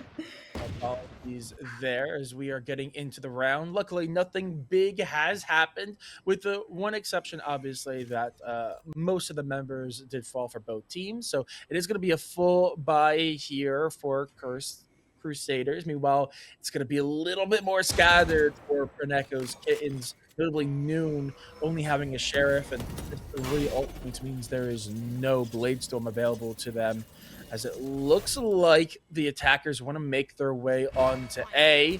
It's giving a lot of time, though, for this rotate from the defense. They try to push through. Can they find these opening picks? And Chaotic Life with the Spectre is able to find one before their teammate is traded out. Frog pushing through as well. Unfortunately, rifle advantage looking to be a little bit too much for them to overcome, at least for those early fights. And again, we have 2 players on the flank from Paneko's Kittens. I think that every single time we've hit the A site, we have had on the flank. And it's going to be Mochi as well as Banana absolutely driving through this flank position to be able to get this advantage. Now they're on the bomb, and you have a little bit of a suck. It's going to deny it a little bit more, but they have time on their side. They have the kills on their side. And the flank finally paying off. I think a few rounds that they've been flanking through this A main position haven't worked out for them. But this one worked out perfectly. The crunch was handled perfectly, and a great and much needed win for Paneko's Kittens. A dead heat here on Pearl as we see that pattern continue. And actually, we're going to get a timeout. That's actually a little bit surprising to me. Typically, we see these timeouts used as kind of a mental reset, bringing something new out into the table. I mean, we obviously saw it. We saw 2 coming out from Paneko's Kittens during their rough first half of game number 1. Just used to try to reset that mental, bring something new to the table, as I said. But here, it's back and forth. I actually don't even know if it's really worth it, but it seems like I'd imagine this is a lot more of a proactive move from Cursed and Skytuki here. Maybe them thinking up something on the fly, or checking in with their team, making sure everything is good, and maybe pulling out a strategy that they discussed but didn't really fully flesh out. Just something to try to finally get a firm grasp on this game rather than this trading back and forth. Yeah, there must have been something they haven't liked seeing that they want to put a stop to. And perhaps it's these lurks out from Paneko's Kittens. It's like I've mentioned, it's happened almost every single round. And Cursed and Skytuki could be mentioning it to them. Hey, this is something you can punish. They do it every round. If you guys maybe put some information on B and wait for that rotate out through A and get those picks, that's something you can adjust. So interested to see if maybe that's what they talked about, but they are going to pivot to B this round. It's been A for quite a few rounds. And again, we're seeing a triple push out from somewhere on the map from Paneko's Kittens, and this time it's in mid. I mean, we talked about it with his honor, but that control of mid and control of the site is just so important because of exact instances like that, where we see Ace pushing up, finding the kill into the rotate, and now that puts Crusaders into such an awkward position. Make it even more so there as Mochi finds a second, and now they're pinned in. They have no information besides that there's 1 or 2 players sitting in mid. They have no information on sites, and they're just desperate to try to take some grasp of control here, and they're just not gonna find it, at least not yet. 1 player left standing, chased down by the dog, util dumped by pretty much every member of the team. They have a darn good idea of where they're sitting, and now it feels like a matter of time as the Phoenix desperately tries to do something. Not going to be able to do so, just to finally close that one out. And we see the pattern get broken, but I mean, Cursed Crusaders definitely not going to be happy to be on the losing side of that round. And you can see it on the faces of the coaches. They are not happy with how that round went. And these pushes from Paneko's Kittens, they were a little bit here and there at the beginning of the game. But as this half has progressed more and more, these lurks, these pushes out, these 3-man pushes have gotten so much more value as the time has gone on. And it's found that like Cursed Crusaders have not found a way to really put a stop to it. In fact, it's really been tripping them up so far. So again, we're finally seeing a B push, but they're going right into this operator. Ooh, a little bit of a whiff shot. But we are going to be able to get onto this B site here. Alrighty, and we do see a little bit of a trade response here as we see some control of mid. That Vice just sticking around a little bit longer to make sure no one's going to be wrapping up behind them. Not going to find anything this time around, as it is going to be everyone looking towards B site. We do see that Killjoy coming down and is going to put this attack side into a bit of an awkward position here, and defense very smart, let that time go, invest in Nightfall is going to be used, flash, and that is going to be a kill for Mochi. It's not clean, but they're at least going to get it. Makes it a 4v5. Run it back finally ends, and now it's going to be a long game, a post-plant situation that they just need to win out. They can't see each other, but they're trying to put bullets down range, keep them off the spike. Time is ticking. Can they do it? They might have just done so. Yes, they will. And everyone for the side of Paneko's Kittens is going to fall in the process. There's just so much delay utility from Cursed Crusaders. They have those thorns to really take them off the spike. They have the hot hands. There's been a couple rounds here where in their defensive holds, they've been able to deny the defuse just based off the utility that they have from the Vice and from the Phoenix as well. So very well you can see why they chose these agents. And again, we're seeing a push out towards A from Paneko's Kittens. They love pushing out of these extremities. And I think, again, look how wary Cursed Crusaders are. They heard a little bit of noise and immediately pivoting towards Art instead. They don't want to go towards this ball of death here. I actually really like this setup from the Killjoy. As a resident Killjoy main myself, I will say, typically we see a lot of presence on the individual sites, but you can get a lot of control from mid with her range. So that is immediately going to deter, and he pushes through that mid space. But in the end, that first pick coming out of JKaz is going to be a massive tide turner. 5v4, make it a 5v3 as Noodle finds one, Frog with another, but Ace finding some trades in the process makes this a winnable position for them, especially as Frog just fall there. That's a triple coming out from the Killjoy, and now Spike is finally gonna go down. But now it's a 2v2 operator in hand for Noon. I don't know, off of that kill from the Nano Swarm, Skytuki was not happy about that, the look on his face. So now we're gonna be going for this retake. They have the site, but now they need to flush out these players. Oh, and Ace does a little bit of chip damage. And JKaz just down to 10 HP. This is winnable if you're able to take these 1v1s correctly. But Noon chipped down so much themselves. Able to get it to half. Isolates the first kill. Can they get the second? Taps the bomb. Oh, but it's JKaz playing the time beautifully. We'll get 6 for Cursed Crusaders.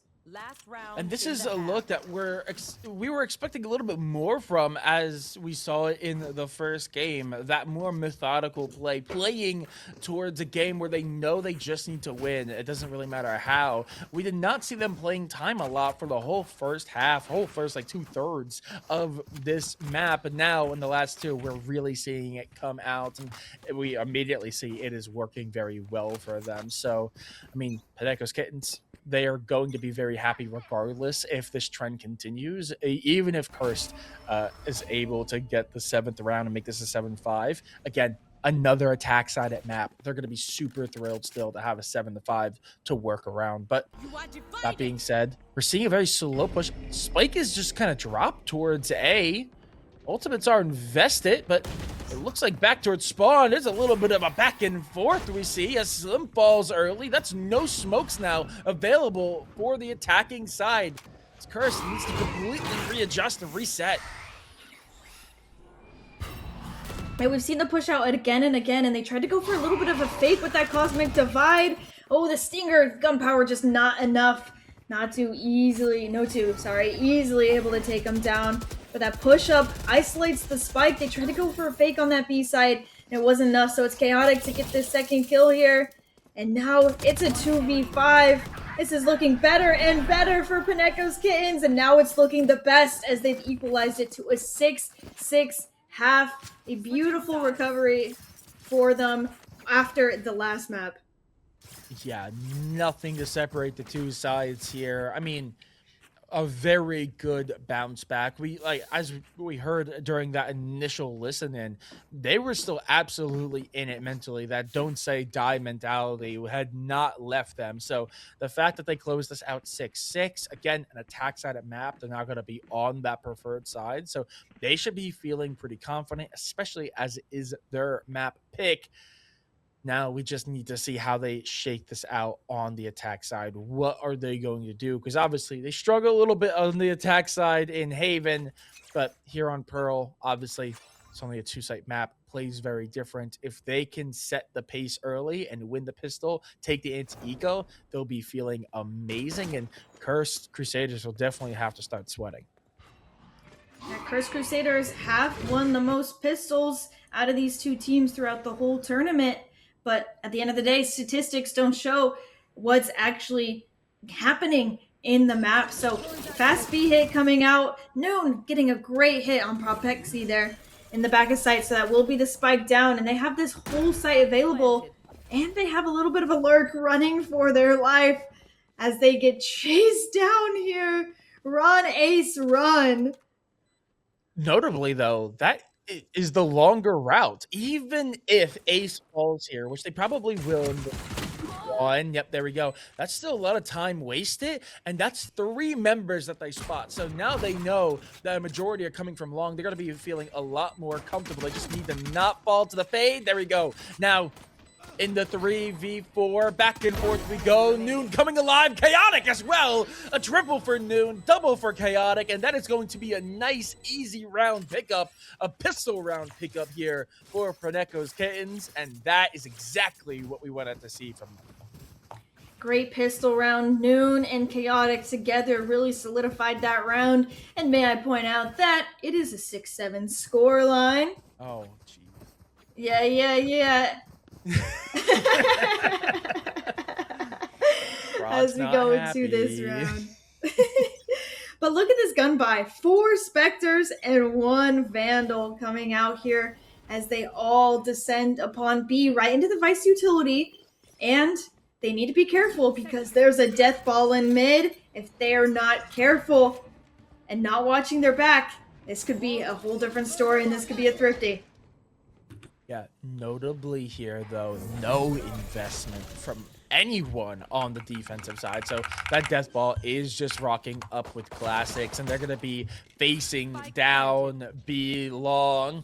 This could be a very difficult spot for them if they're not able to find the picks, and they will not be able to as all 4 members are taken out. Can they make it flawless? No, they won't. There is still 1 player up on top. It's going to find the 1 trade in response, but that is going to be 4 left standing. The rifle stays, the 3 other Spectres stay, and that is going to be a nice, easy round win for Paneko's side, as now it is going to be rifles time for Cursed Crusaders. Notably, lack of heavy shields here.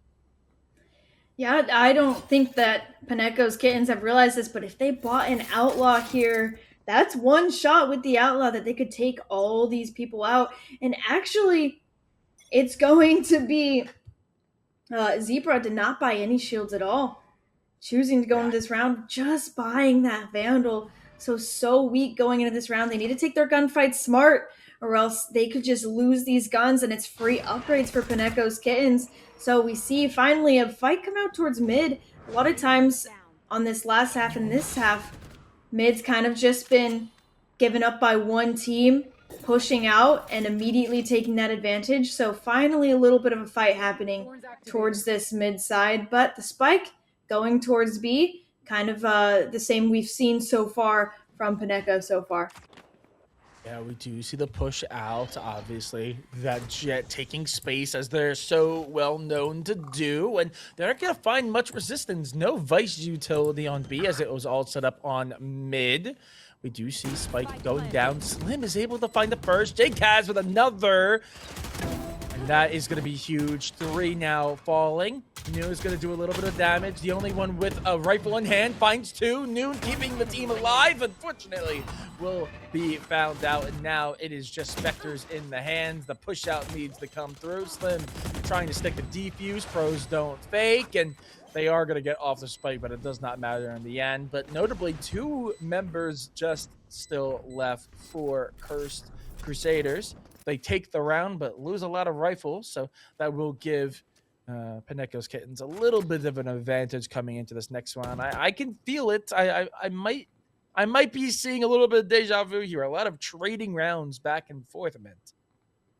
Yep, no team has really had an advantage so far. It's been back and forth and back and forth. And actually, these might be my favorite rounds of Valorant. I love when each team is equally skilled and they can fight tooth and nail to really make it happen. This is where I love Valorant. This is where the best Valorant comes out from. And so Cursed Crusaders are going to put a pause to it after they have knocked down a round finally. I think they're probably discussing what they want to do on this buy. Looking at those credits, they're in such an awkward place, and they know Paneko's Kittens are going to be able to buy into this round. So probably a little bit of a pause, discussing what they want to do with their economy. Maybe do they want to try and get some ultimates this round? You're only 3 away from most of your ults and 2 away for 2 of them. So do you want to try and get orbs this round? What's the game plan since you do have that weaker buy? Yeah, absolutely. And something to take into account with this timeout is that was the second timeout used by Cursed Crusaders, meaning both timeouts for Paneko's Kittens are still available to them. So that is going to be something is if we go late, they are going to have that option available to speak to their coaches. But we do have a listen in here. So let's take a look at how these teams are shaking out on the map. Find you. Mark 2.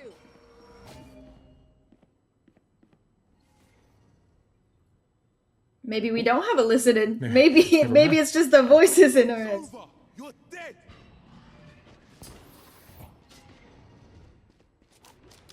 It looks like.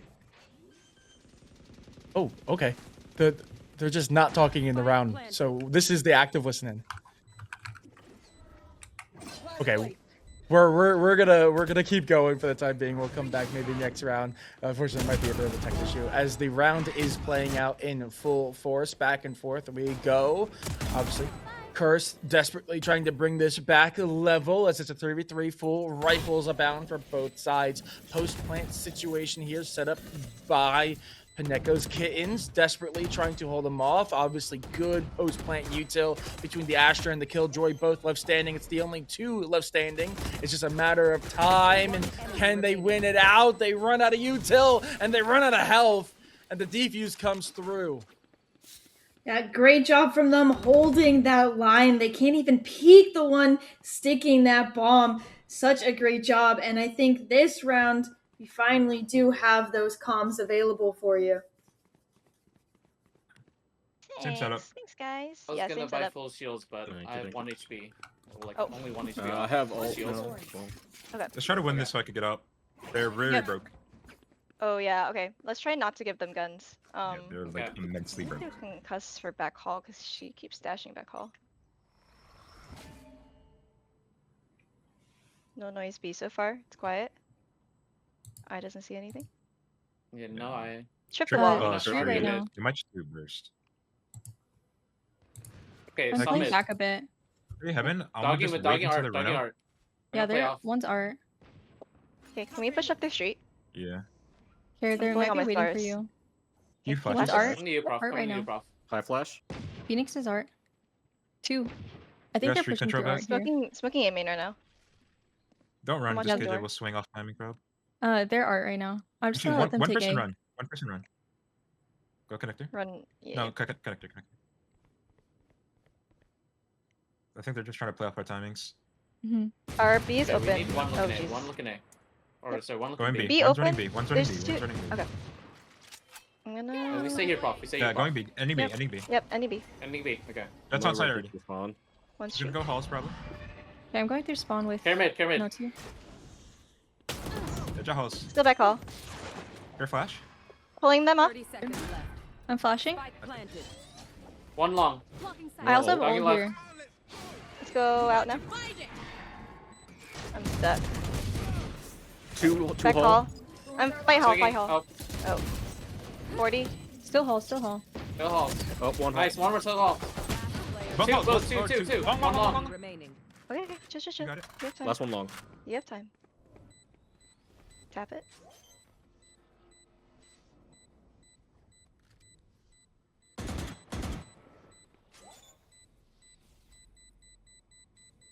Hell yeah, bro! nice, Oh my guys, gosh, nice, nice guys. job! Dude, like what? Oh my Let's gosh. go. Nice job. Pros Wait, don't fake. Ace forgot the one rule of Valorant. Pros don't fake, as that is going to be a huge round win. Obviously, a big momentum piece as well for Crusaders, that you could feel the excitement after picking up that round. That does also give them an advantage for the first time in a little while here in this map. So they're going to be feeling really good. We do see the first timeout come out from Paneko's Kittens. Yeah, they have now just lost 3 rounds in a row. So, Coach Paneko, gonna hit the pause button. Hey guys, we have the Nightfall on 9.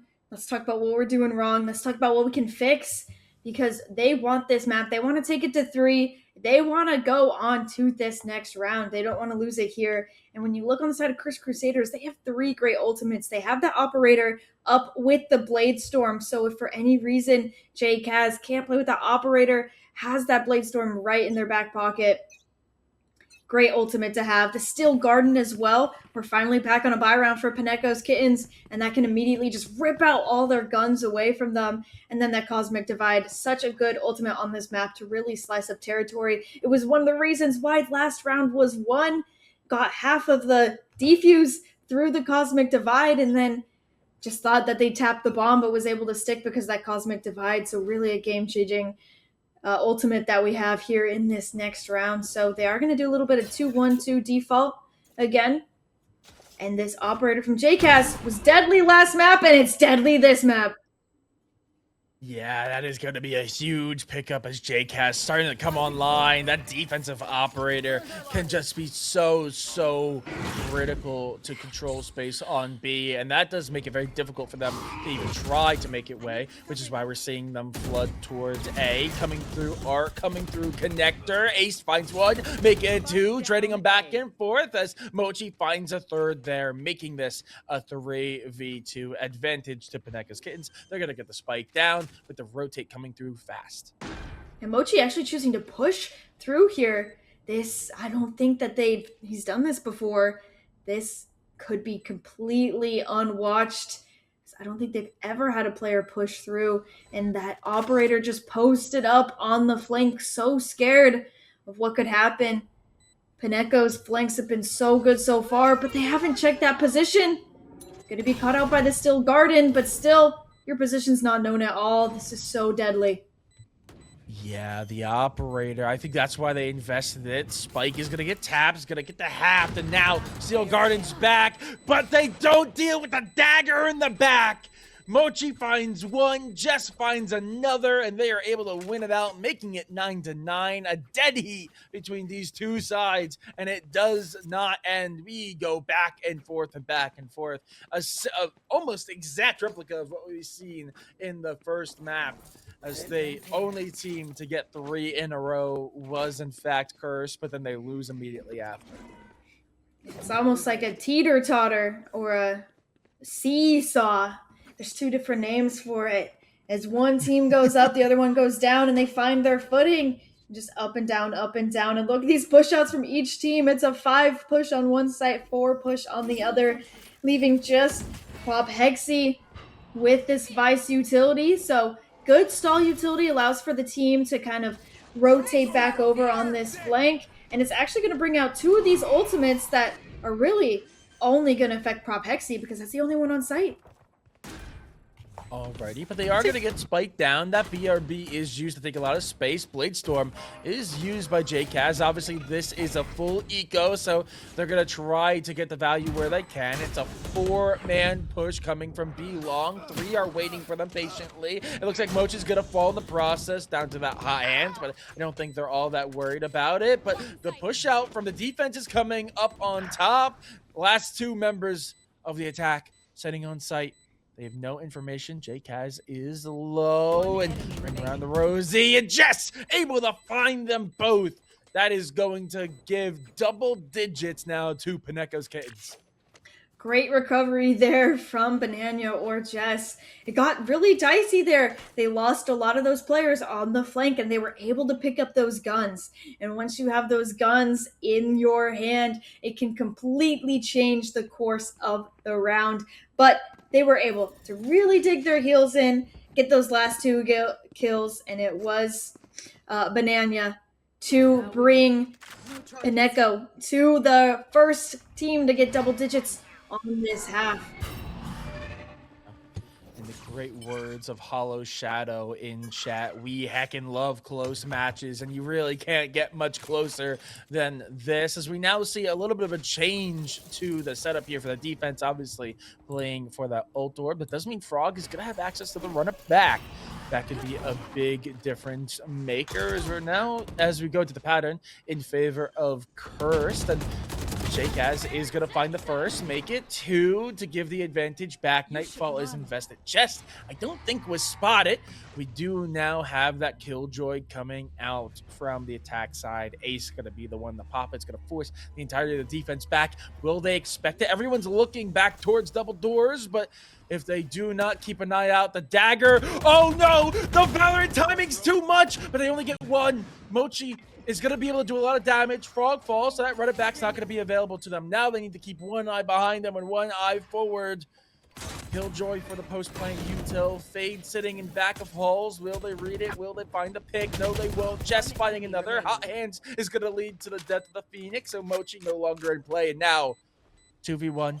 Spike, low health, ticking away. They're going to spot the barrel, but not able to find Jess, and that's going to be a 3-kill for the Fade sitting in back halls, and 11 rounds on the board, as I think that is going to be a pattern break for Paneko's Kittens as they are very quickly approaching map point.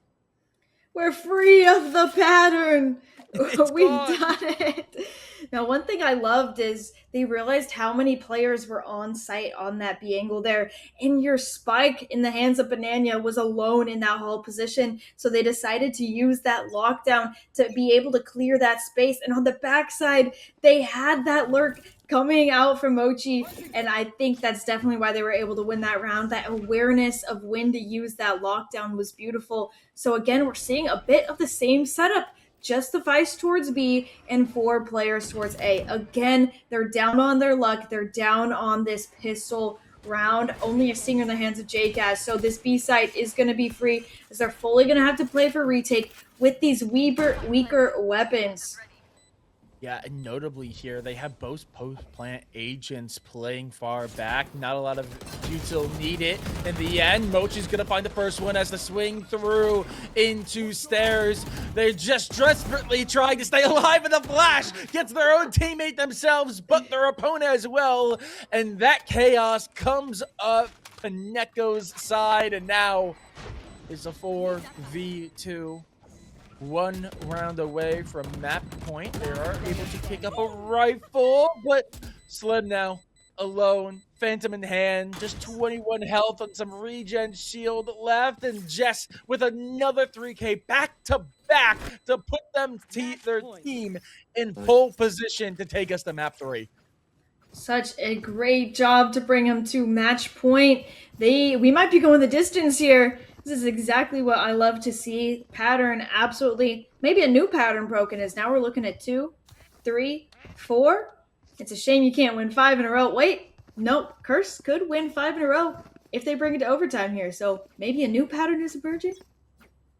They absolutely could. They are going the distance. They're going for speed. They want to send us quickly on over to Lotus. wanting to pull off the upset and get their revenge for their loss in their best of one yesterday, but they need to close this out first. And it looks like they're going to be making their way over towards A. Everyone sitting in A main. They're going to drop the Ashley util quickly. Nightfall to follow soon. And now the Frog just needs to back away. Hot Hands is going to put them in an awkward position, but they find Noon. That is a huge opening pick. Run it back coming through. Is going to take a little bit of damage. Not going to fall yet. Still has that means. Comes back into safety. And now back and forth we go. Chaotic Life finds the run it back. But Jake has with the operator finding more value. The flood from the defense comes through. T-Fuse gonna get tapped. Post plant util from the KJ, and the Astra still in effect, so time is ticking. They need to get this spike down, but there's chaos. The kills, they're going the way of Paneko's Kittens as they're gonna try to sneak this T-Fuse. 1v3, they can't do it. We're going map 3. Map 3, something that we might not have seen coming if you only looked at the score of the first round, but Paneko's Kittens did not let that get to their mental at all. They absolutely dug their feet in, and they showed Cursed Crusaders what they're made of, and I am just so happy that on their map pick, they really showed up and showed out, and we are going the distance. We are going the distance, and I really think I think you hit nail on the head there. If you just saw the series count or the map count for game number 1, you would have said, okay, 2-0, done. Let's get to series number 2. But no, this is a do not say die mentality team. Paneko's Kittens dig themselves in. Their heels are going to be sore, but man, they got themselves over the line. We're going to be making our way over to Lotus, but before we get there, we're going to be sending over to a quick break. Do not go anywhere. It's going to be a short one because we are going to be having a banger of map 3 after just a couple of minutes. Welcome back, everyone, to day 2 of Coach's Call. It has been crazy, right? We went map 1. Now we got map 2. Now we're going all the way to map 3, which I didn't think was going to happen after that map 1 defeat for Paneko's Kittens, but they managed to come back. They rallied the troops, and they took and seized the victory on Pearl. And so against Cursed Crusaders, we're going to take a look at those stats. JKS is still going to be our match MVP for this game of Pearl, but it wasn't too far ahead of Zorua over on Paneko's Kitten side. I mean, 3 ACS is the only thing that separated these two duelists. But then you also look at the rest of the squad. Small Banana, it's a kill behind, right? This is insane of a comeback here meant from the Paneko's Kitten side. Yeah, Paneko's Kittens really did not let their mental slip at all. We heard that in their comms. They were positives, and they were like, we got this, one round at a time. And that's crucial. And we see that here is that they didn't let it get to them. And together as a team, they really fought together. And I don't think that any individual player was really like pulling the rest of the team. We saw hero plays from almost every single member on the team. They all did such a good job. And although we did have to perform a little bit better than the others, every single one had these plays where they were able to win the round for their team. So just a great job from everyone on Paneko's Kittens. They did a great job in that map. Soren, Paneko's Kittens, right? There's so much that we need to dissect here on their side, right? Again, that comeback from Haven, a gargantuan effort to keep the mentals in check.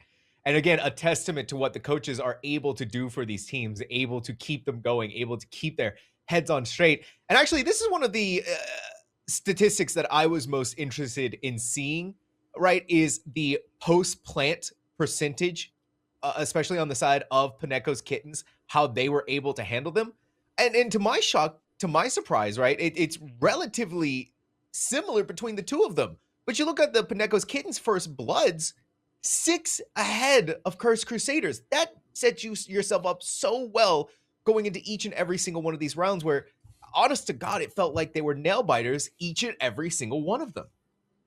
Absolutely, my lord. There was so many different rounds where it felt like it was a little slow to start. Both teams kind of poking and prodding, trying to feel each other out.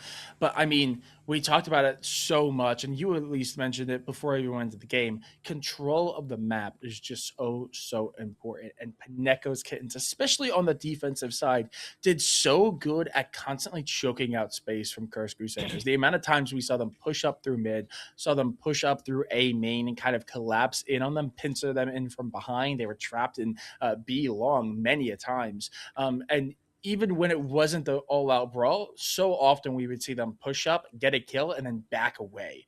And that's really where we're seeing a lot of that value from the first kills came through, because immediately they were able to give themselves the advantage, and then they were able to play a lot more comfortably, which I think really made the difference. And one of the big reasons why we saw such a very drastically different game 2 than game 1. Yeah, it's this level of understanding that you get when you go onto your own map choice, and it really does make all of the difference. Now, before we get into talking about map number 3, right, because we're all so very excited for Lotus, we're also very excited to start talking about who is going to be able to seize the victory here in our first matchup of the day. I want to talk a little bit about Crisis text line, and I want to talk a little bit because if you look right above my little noggin right here, you can see that we have raised $692.67 out of $767.67. Mint, Soren, I'm going to be honest with you. You know, I am but a humble host. I am not a mathematician. I can't do complex numbers such as that, right? It's very difficult for me to keep track of, but I believe that's about $70, right? I'm like 93.7. I think it's 75. Sure. I really hate to. I was a communications major, man. You think I'm any better? I'm gonna trust your judgment. See, it's probably better than Mint me. had to- I haven't had a math. Mint- I haven't had a math class in I think 7 years. Okay. Listen though, Mint had to correct me. Our producer Adam in the background had to correct me. We're $75 off. Again, I am but a humble host. I don't do math.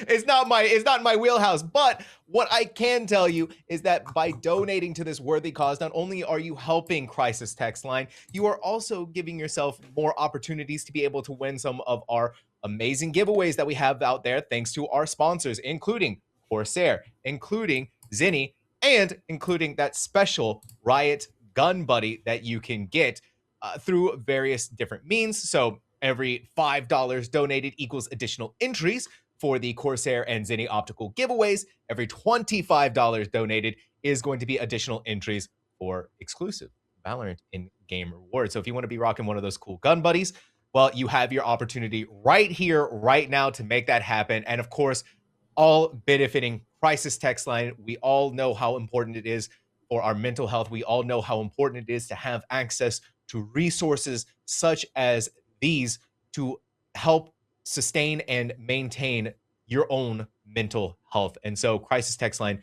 is very deeply important to Coach's Call. Of course, very, very deeply important to the Ohgawdevents community. So definitely make sure to support that ! Donate, chat, and 2, if you donate, you know, there might be an opportunity that I read your messages. So you never know. If you say something funny, I might read something funny. There you go. All right. Map number 3, though, Lotus, our final map of this series. It comes down to the wire. Whichever one of these two teams are able to close it out here is going to be taking on Sarah Miedo in our next matchup. So it looked like things were just going so well for Cursed Crusaders on Haven, a 13-1 victory. But then, surprise shock, Paneko's Kittens, they get the right ideas back. They have everything formulating in their head, firing on all cylinders. Now 13-9 victory for them on Pearl. Lotus, though, that final piece of the puzzle for whichever one, whoever can make that work, it's going to have to work on this map. And Soren, we're going back to it, right? We're going back to that 3-site map. Yeah, Princess. That really is one of the biggest problems if you are Paneko's Kittens. You really do have to stop and think like, okay, we just had a really good map on Pearl, and that's amazing. It was very back and forth, though, but they I personally think they look like the better side. Beyond just winning, I think they looked a lot better on map number 2. A completely different side than map number 1. But now we are going over to another triple site map. I know we, behind the scenes after map 1, definitely had that moment of like, it's a problem for later Paneko's Kittens, but Lotus is kind of just Haven 2.0. So it is definitely going to be a problem that they are going to have to overcome. But obviously, there are key differences. The biggest thing is that compositionally, you play Lotus a little bit different. You don't run that same composition. Honestly, I think there are more agents that lend themselves to flashes in the meta right now for Lotus as opposed to Haven. So I think just by nature, they're going to do a lot better and be able to deal with Jake as his operator, which we saw kind of got muted a little bit in game number 2. So while it's definitely going to be an uphill battle, I think they're going to do much better than what we saw in Haven. Speaking of what we saw in Haven, we're seeing some flavors of Haven and Pearl combining from the Cursed Crusaders on Lotus. And it has me a little shocked because Paneko's Kittens leaning more towards what you would think of the Lotus style composition with Zorua on the Raze. Here's where this is interesting though, Mint, right? Is the Jake has Jet. We don't get that very often. And I think what even makes it that much more interesting is the Frog still occupying Phoenix. Yep, so the Frog is our substitute today, subbing in for Siri, and was such an instrumental player on this Phoenix last map, getting a lot of multi-kills out. So together with that Jet, Jake has just been unstoppable on that Jet, not something you'd normally see on Cursed Crusaders. On Lotus, you don't see that Jet pick very often. But when you have a player who can perform that well on a certain agent, you're going to do what it takes to put that player on that agent, because you know they'll perform, you know they'll get those frags, and you'll know they'll make that difference, even if it means your team comp is just a little bit weaker. Electa was playing with my heart there for a second. I don't know if anyone saw my face light up. I saw the Reyna. Yeah, I saw the Reyna. Then they went to Viper, back to Vice. All right, that's fine, whatever. And you know, again, we were talking a lot about comfortability for these teams, what makes them feel like they will be able to have their success, what makes them feel like they will be able to do what they need to do. And I think for Cursed Crusaders this time around, right, is, again, the understanding of map control that they didn't have on Pearl. A lot of rounds was just because of Zorua being sneaky, a sneaky little Phoenix going up into their backline when they were least expecting it, and being that knife in the dark, being that stab in the back that they just consistently forgot that presence was always there. But again, we saw how well Cursed Crusaders was able to perform on Haven. And though, right, 3 site maps between the two of these, I know you mentioned that, Soren, that basically this is Haven 2.0. I would argue that there's still a little bit of enough differences between the 2 maps that does warrant them to still be cautious against Paneko's Kittens. Yeah, absolutely. I think the biggest difference for this one, my liege, is definitely the fact of the lack of really mid space here. Obviously, B is kind of seen as the mid, but it is fully a site. Besides that, it is 3 very straight shoot lines that go directly onto a site. There's not really a mid to play for. It could end up being a little bit of a detriment to Paneko's Kittens, because obviously, as we've talked to death now, they did really good at taking that space early, especially on the defensive side. But also, it could be a boon for them because they don't really need to do that anymore. They could focus that on trying to control sites. And honestly, they did so well. If they want to continue kind of doing that flanking and pincer play that we kept seeing, I wouldn't be surprised if we start seeing more traditional like 1-2-2s or 2-2-1 setups, and just having that one single defender playing a little bit more passively, being ready to fall back and, you know, just play for a retake and allow like the farthest most defensive pairing to go through and do that pincer and allow the other 3 to come in from the normal defensive side. And I think that could also work out well for them. So if you are the side of Cursed Crusaders, you're definitely breathing a little bit of relief knowing that you don't have to worry about mid. But now we could also see a world where they just say, okay, there's no mid. We're just going to do a quick change up and you're still going to have the exact same problem.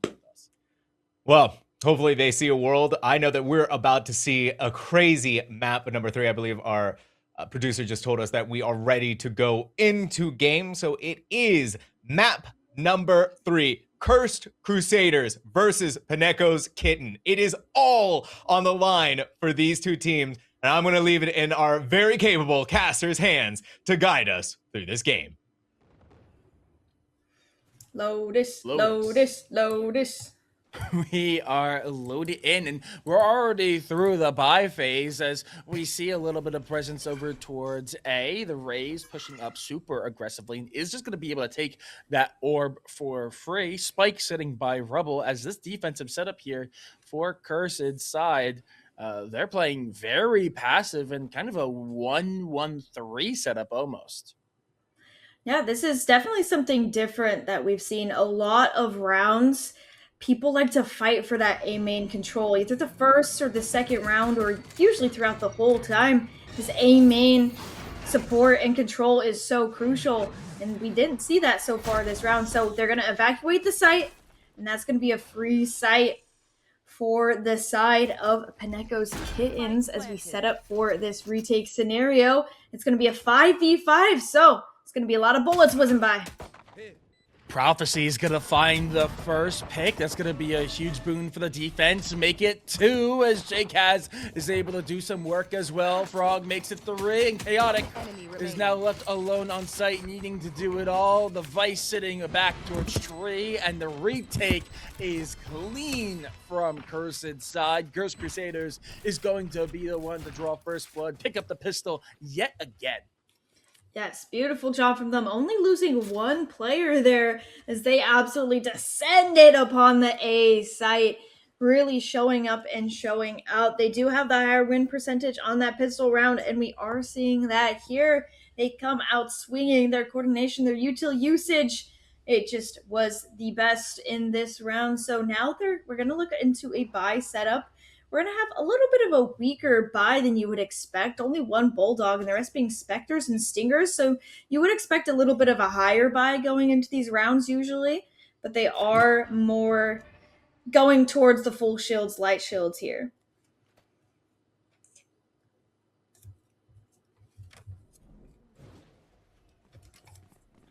Prowler going to come out onto this B side. There's a wall to stop them though, so they do need to hold out and hold on. Positions are now known. Play them for just a moment until Spike does eventually make its way down. Defense, I mean, Cursed Crusaders know that they're going to have the advantage here, so they are just going to play for the retake, and it's going to be an immediate push out. JKaz as well as Noodle. Prophecy. Noodle gets 2. 4 members fall. The only place they had not checked is the last known location. The defuse is going to come through. There's very little that Noon can do here. And yeah, that is going to be it. A clean, flawless retake coming out from the defense as they're able to pick up that eco round pretty handily. Yeah, and bringing all 5 guns over as well. Best case scenario. Now, you do have to look at it. You do have the 2 Stingers, so a little bit of weaker guns to bring over into this next round, but regardless, a gun is a gun, and whatever you can bring against them is great. So we're going to look at all 5 full shields, all 5 rifles for the side of Paneko's Kittens, and as we're looking at what they might want to accomplish here, they're doing a little 2-1-2 split, hopefully trying to find someone overextending a little bit, trying to find that first kill before they actually commit to a site. With that, we do have full rifles as well, so do see the defense playing a lot more passive. Vice Util is going to be spotted on A, but that's not going to defer Mochi as they're able to find one. They're going to take a little bit of damage, but they're going to show that presence, get that pick, and immediately rotate off. And unfortunately, the read is wrong here for Cursed side as they go and fully rotate away. I do think they're going to hear that smoke from the Omen, and that's going to force them to play a little bit safer. They haven't heard the spike go down yet quite. Oh no. Okay, shots go, and they do land, but they do not find the pick. Spike's going to go down, and now the defense scrambling to figure out where their opponents really are. Almost getting caught out there. It was Ace little bit of damage to the back, but couldn't get an actual kill. Forced to run away, barely getting away with their life. So now we're pushed up into this CT position, taking an aggressive angle, and so far it's not working out in their favor. Has to evacuate the site, as now the waterfall push comes out as well. And again, they're just getting pushed further and further back. Yeah, they need to go.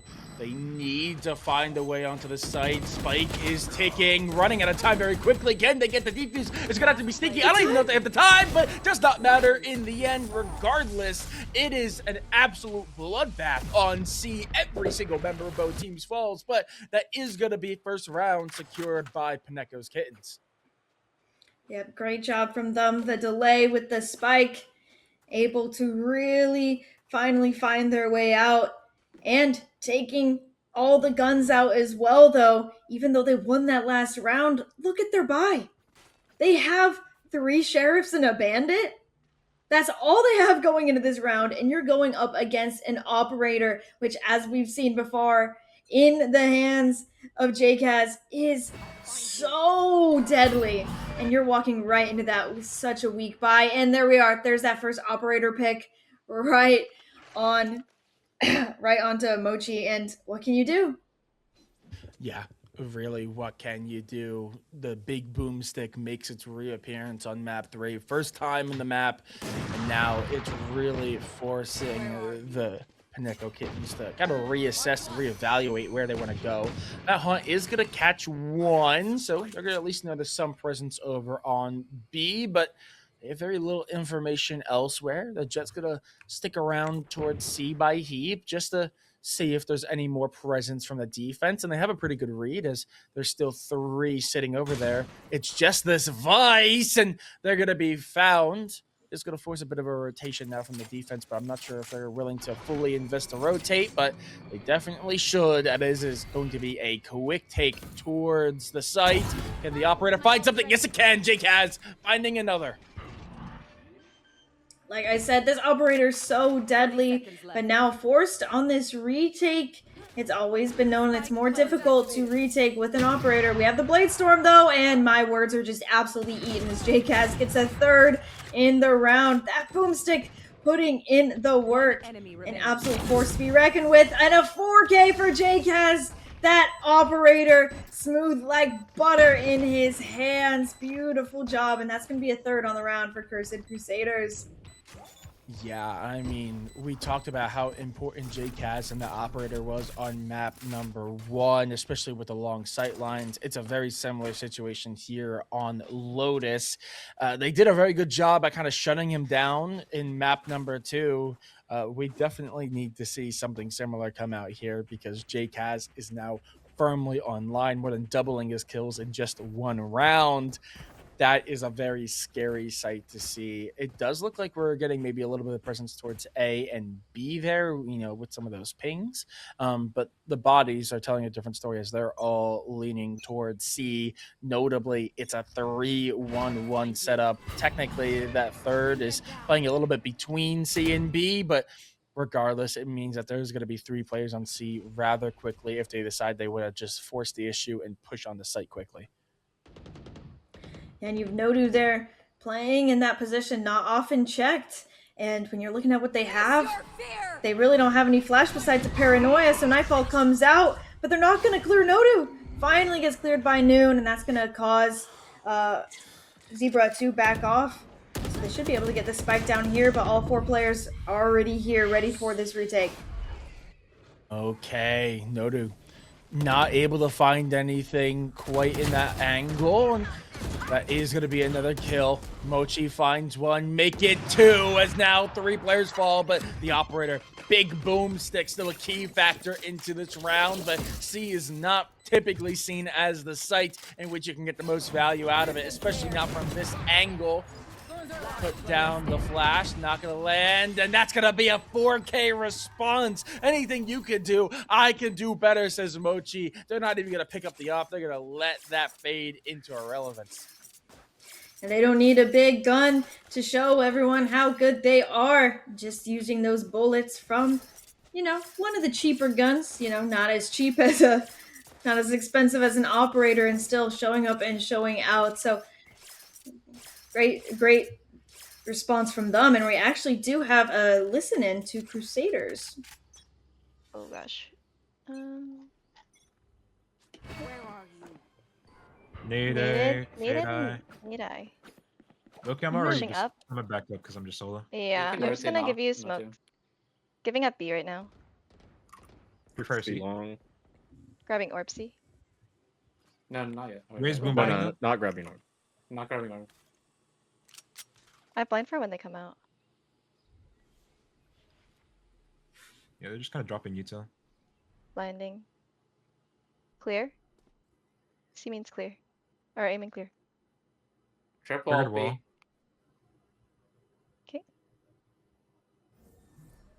Still We'll pick up empty this A. guy. Still one mid. Smoking A one more time. Time is on our Any- side here. We can. Yep. 40 I hear nothing. seconds.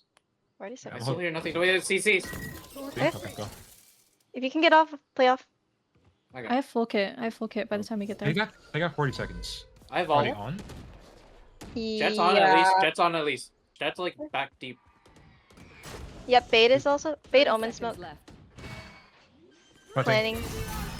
Huge gap bend. Front side. Planted. They should have Yeah, other that's guns, right. really. Oh. Waterfall omen. Water omen fall. Like, once like close. Smoking Still bomb. bend. Still bend. Can we fight Ben? This. Oh, two. In the smoke. Oh, in the smoke, yeah. Player standing. Empty. See. Can we go for a C fight? I'll come over there. Yeah. Can we yeah. switch? Paneko's Kittens close out that round, and you gotta give it to them. It looks like Mochi, really good game in map number 2, but is now really starting to come alive here. 8-4-0 to start out this map, and giving their team the spark that was needed to get themselves back to a 3-3 situation. Yeah, I want to know what Paneko and Awawa said to them in between those maps to really get them back up, because now they look like an entirely different team from that first map, and they did a great job on that take there. They really figured out where the weak site was, and they were able to make it seem like they had more people on site than they really did. They only had 2, but you heard in those comms, they said, oh, they're on, but they didn't actually know how many were on. And you heard them talk about it a little bit. They knew Jet was there, but they didn't really know anything else. So they did a great job of really making their presence look bigger than it actually was. And then from there, they just won all those gunfights. They did a great job. They did have the gun advantage in their favor, but great take of the site from Paneko's Kittens there.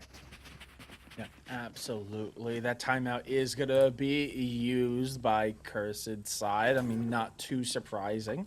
But now they're going to have to find a way kind of back into this. JCaz notably back with the big boomstick. Operator in hand is in the correct spot. Oh, unfortunately, the fade not quite landing the haunt. But luck. Oh my God! Through the smoke! JCaz, you monster! That might be the best thing I've seen all day. I love when the op shots go through this smoke because that is just pure luck. You know that you have luck on your side, so that's going to cause a slowdown here from the side of Paneko's Kittens. They're not really sure they want to hit this A side anymore, but look at how wary they are of that operator from JCaz. They're just stuck in this little tiny section of the map. They have no presence elsewhere. They have nowhere else to go. They do have that from the shadows to escape, but where are your other 3 players going to go? There's going to be double smokes there. The Jet just to briefly give them some cover, but we do have the Omen smoke, the mid-round smoke, oh so important, being invested. Notably, no one's going to move out of those positions. Only the Vice gets to the right side. JCaz shot going a little bit wide there. Not quite landing onto the fade. That might have been the death nail if it landed, but not the case. Spike for 30 seconds has to make its way towards site, and they're going to flood in. They do have the Vice still sitting, preventing anyone from the flag. Oh, no! Unfortunate there from the Vice. Noon catching the shot, and JCaz won't miss a second time. Vice falls It's now 3v4. Attackers need to hold, run it back. Not do. He's doing what they can. Noog finds one to respond. Just a guardian in hand. JKaz being the lone member to get kills so far. 3 on the round for them. Prophecy is able to find one, and now the 2v1 unfortunately just can't make magic happen again, and that is going to be Cursed Crusaders round to win off the back of some incredible off play from JKaz. Yeah, you will hear time and time again about how hard it is to retake with that operator. You'll hear casters say, oh, they should save, they have this operator, they shouldn't go for it. But that does not apply for JKaz. JKaz has been amazing with this operator, and even on these retakes, he does not shy away from using that operator in those fights. In fact, he welcomes it. He does such a good job at finding those picks with it. Just a great job from JKaz with that operator. It needs some adjustment to be made because he's unstoppable with it. Absolutely. And now, after dealing with it over on A, they're gonna say we're gonna take the risk and bet that it's not here. But notably, that is also read by Cursed Crusaders, as now it is a 3-person hold. We do see the rocket come through, but it goes wide. Slim, setting it in the back of sight, is able to find 2. Just finds 1 in response, so no smokes available to them anymore. Ace is able to find 1 as well. Very low health for Jess, but in the end, it comes up 3v3. And now, with Spike going down, it looks like it's a post-plant situation. They might pull back, and yes, they will. Keep is going to be their home, where they hope to close out this round. Yeah, all players relatively healthy besides Banana, down to just that 30 HP. And there comes that Nightfall out, and I'm not sure if that hit Noodle at all, if that hit Zebra. So now, time is ticking ever so further. They're trying to stall with all this util, haunt for haunt, and it's Ace to get a kill, and the fury of it all, and the time ticking ever so low, and it's going to be a save with the operator. Look at the credits. $0 in the hand of JKaz. Good call there to save. Yeah, especially with how influential that operator has been. I think that's absolutely the correct move. Obviously, it's not going to be a massive win for Paneko's Kittens. That's just going to bring it 4-4. I think they are fine with that in reality. The biggest problem is that the rest of the team, while they were able to save that Vandal and operator, are not going to be able to invest all that much. Less than 3,000 credits across the board. It looks like Slim is going to try to pick up a rifle as they're going to try to force the issue, but there's not a lot of buying power here. Meanwhile, it is full rifles, full shields across the board for Paneko's Kittens, and also 2 ultimates, notably that Still Garden and the Blade Storm, 2 huge ultimates to play around. Yeah, and even JKaz doesn't even have that Blade Storm, so he can't even drop that operator to someone else and play for the knives. So really stuck in this hard position. Even that Marshall not going to find its full potential because all these players have full shields. So they are going to descend upon this A site. And it's up to Zebra and to Nodu to really hold it down. And Zebra falls. Okay. That is going to be Mochi with the first. Again, coming up massive when their team needed the most. The Pink Shells are going to force them back. So Spike is going to go down with very little repercussions here. We can see the coaches from Cursed Crusaders. They are watching intently, trying to figure out how their team is going to deal with this. And that's not a great start. Slim falls. Prophecy falls, as it looks like this round might go the way of Paneko's Kittens again. It's just the operator left, but there's no means of running away this time, as Paneko Kittens take the lead for the first time in map number 3. Yeah, they've been doing such a good job on these retakes that I think the few retakes and site holds that they've lost have been on the rounds where JKaz has been absolutely going insane with that operator, and now they've been able to really find a stop to that. So now let's listen into Paneko's Kittens to see what they've changed to win this round.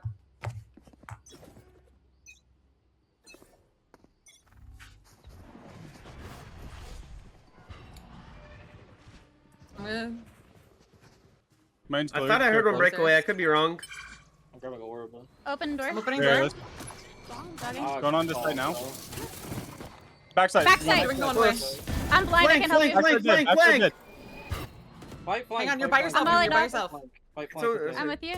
Fade is not point. It's two. Do not fight. Do not fight. I'm dead. Do not fight. Back off, AC. I'm Back stuck off, fighting. back off, back off, We're back both off, low. back I'm off. Both trying to help you. I'm low, trying to help you. just- Fade was still main. Fade was still here Yeah, on you like pair, main. you pair I'm with E. Or is it two? No, All never mind. three? It's two. All It's two. three? There's. Just two. My bad. One enemy remaining. Last Stairs, last swing, stairs. swing. 3, 2, Two, 1, one. swing.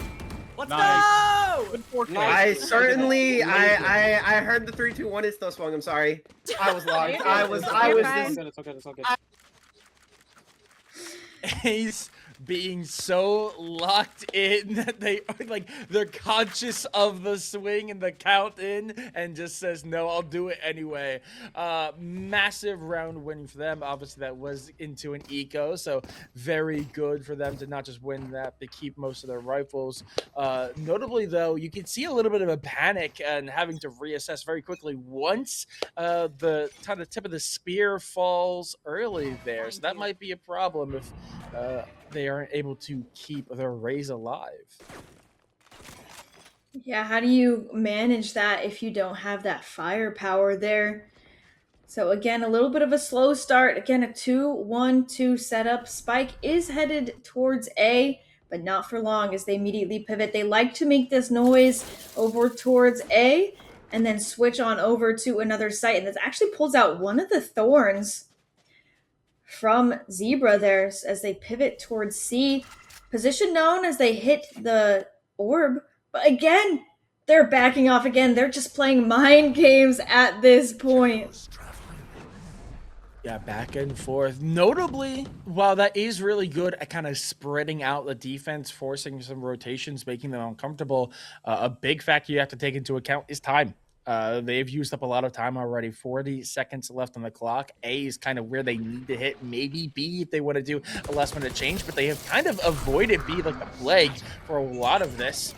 So we do see it come through. JCaz is able to find A, so they're going to be missing their vice to prevent any retakes. Rocket going wide. Not quite landing. Going to throw the paint shells in to at least delay the push through, but it is going to be a 5v4 retake once they elect to do so. Will they clear this Omen? They need to. Oh no, I don't think they do. Chaotic finds one before falling. Back and forth they go, and now in the 1v4, Magic needing to be taken. They find the double shot. Collateral through the box on the Slim, but unfortunately too many targets. The target-rich environment turns and finds the final pick. That is going to be Crusaders finding an answer back. And Noon fighting tooth and nail, but it wasn't enough. It's the other Jet to come out on top. And now if you're Crusaders, you want to do all you can to bring it to 6-6. That's the best case scenario for you, is to get as many rounds as you can. And we do want to give a big thank you to Inc. for donating $75 and bringing us to our donation goal of $767. So our new goal is now $867. Thank you for donating to help support Crisis Text Line. Yeah, absolutely. Thank you so much for your donation. And of course, if you can donate, you have the means to, I would heavily recommend it. It obviously goes to an amazing cause. And if you want something to donate for, obviously we have those wonderful raffles that you get extra entries in for donating. I know Riot Gun Buddy is on the list, and as someone who has one, can confirm it totally helps with your aim and does more damage. I heard that from a Rioter. Totally, I did. So you should Really? donate so you can get a chance. Yeah, absolutely. It's like in Marvel Rivals where the Lord Icon does more damage. Trust me, bro. But of course, we are firmly into the round, and I said they've been avoiding B like the plague, and they're saving it for the final round, apparently, as it goes down rather quickly. And very clearly, this defense was not prepared for it, but they are going to find the lurker towards C. Yeah, I think they heard you and they said, okay, let's go. B door is going to be opened. Look at this crunch coming from 3 different sides with the Steel Garden as well. This is looking really dicey here. Okay, back and forth Here we go, but massive plays coming out from Mochi, finding 2. The rest of the team helps with the cleanup, and the Prophecy finds 1. That is going to be round win for Paneko's Kittens. Notably, again, this is an attack-sided map, and we did see them start on the attack side, but 7-5 half is great for them. They have not gone into the second half of one of these maps with a lead. This is the first time, so they have the momentum, they have the lead, they just need to close this out. But Cursed Crusaders, obviously very well known, especially in this series, for having a really good attack side on triple site maps. Yeah, if I were Paneko's Kittens, I might be sweating a little bit, thinking about the last time they were in a 3-side map. Finally, like you said, they have this advantage going into the round, and it looks like they're all stacked up towards B. But again, here's that A fight that I talked about at the beginning of this map. So many teams like to fight for this A space, and pretty quickly they're going to find out that people are not here. So they are going to pivot. Our door's already broken, so now there's 2 players on B, and that's going to cause a little bit of a head scratch from the side, and another pivot comes out.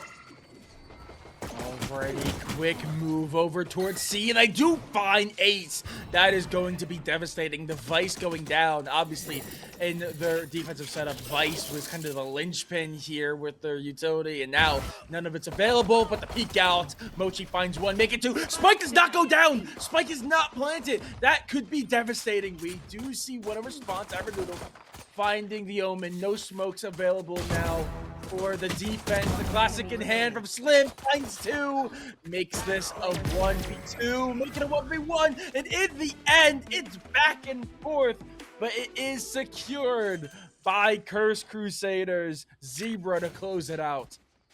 I think you know what I want to say, but I don't think my producer would be happy. Oh, 6-7, 6-7! As we go into this next round.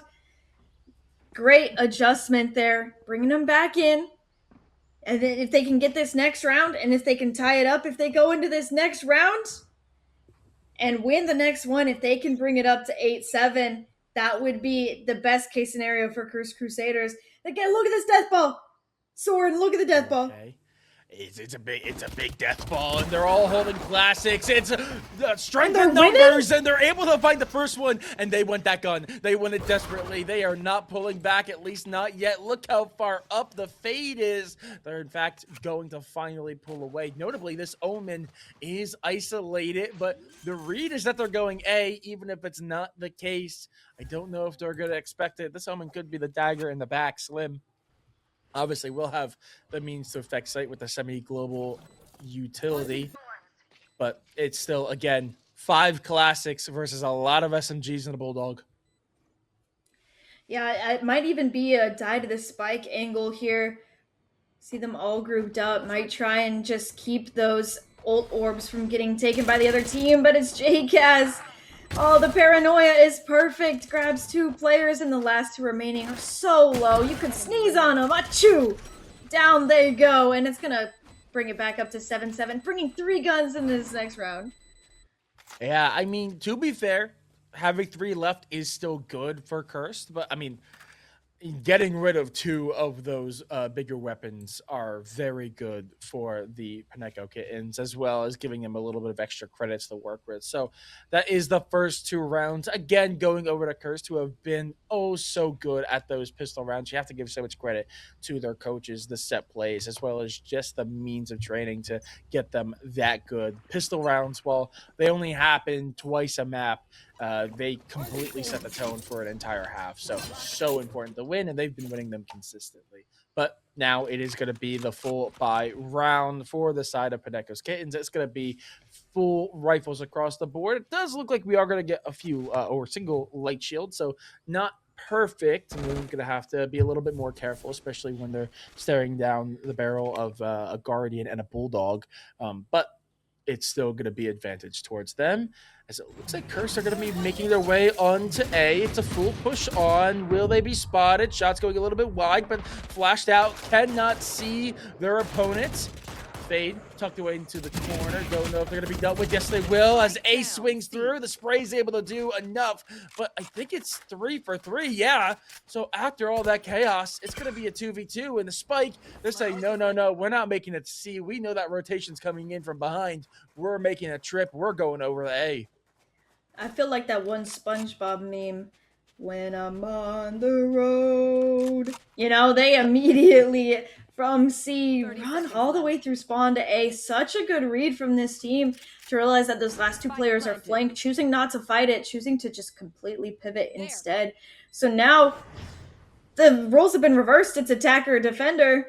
But which side is attacking at this point? We don't know. Nightfall is going to come out. That's actually going to catch one of those players. Okay, that's huge. I know that they're going to be sitting towards back side, but it also did clear most of it. This spike plant is so out in the open, though. Traded 1 for 1, and now it's so close, but Slim hasn't been given a lot of credit. Just 10, 10, and 10 in the scoreline, but gets their team over the line. Massive plays for them as they're able to convert the bonus and get the thrifty off of it. Yeah, Slim has been pivotal in this series. Kind of a sleeper agent, I feel like. Went 23 and 21 on their first matchup and 25 and 15 on their second map yesterday. Just absolutely crucial and able to frag out even on the Omen. Has recently played Raze, but still so pivotal on this controller side as well. So a good shout out for them, and 10 assists already so far in the half is such a great job. But now we see on the side of Crusaders, they're really playing a lot slower. They don't want to give a lot of information up. They're trying to see if maybe there's a push out, listening for that A aggression, which is not going to happen because everyone's on B this round. We finally see a little bit of rotation back over towards B. This smoke could delay enough to bring the rest of the players over from Paneko's. Yeah, it could be a very slow approach here coming out from Curse. They're all leaning towards C, though, which could be a little bit of a problem because the read is there from the defense. 4 players sitting either on C or very close by. It's very clear that both of these teams on the defense are not very fond of having to defend B, so a lot of weak side Bs. But we do see this Jet, the lone Jet Noon, trying to hold what they can on A. Don't think they're fully aware of the wave of attacking forces that's about to be pushing onto them, but Jess is able to find one. The lurking Phoenix is going to be taken out. So with that, defense pulls away. We see Noon get off site. It's going to give them this site for free. The plant's going to go down by prophecy, and with that, it's going to be a retake. But luckily for the side of Paneko's Kittens, it's going to be a 5v4, making a 5v3 as Noon takes the head off the shoulders of the Vice. They need to be careful. Shot through the seen through the smoke, and unfortunate not checking behind. Prophecy and JKaz finding a kill apiece. 3v3, door opening up. Do they clear the right? They have to, and Slim again, as you called it, sleeper agent finds 2, gives them the opportunity, and JKaz closes it out. As man, Curse Crusaders, I'm getting a little bit of deja vu here, man. I hate to say, if you're a Paneko's Kittens fan, I feel for you because you might be getting a little bit of PTSD flashbacks. Yeah, it's very reminiscent of the first map. Oh, and that's immediately going to pull the timeout after 4 unanswered rounds. But honestly, I think that last round was a lot closer than it should have been. They took 3 guns away with just pistols last round. Just pistols. They were able to bring it that close. And so honestly, if you're Paneko's Kittens, even though you lost that round, I was seeing a lot of good things from them that I would like to see them continue on as they now have guns. Yeah, absolutely. I mean, with these full rifles, they do also have the rocket in the hands of Mochi, so that could be a big initiation tool.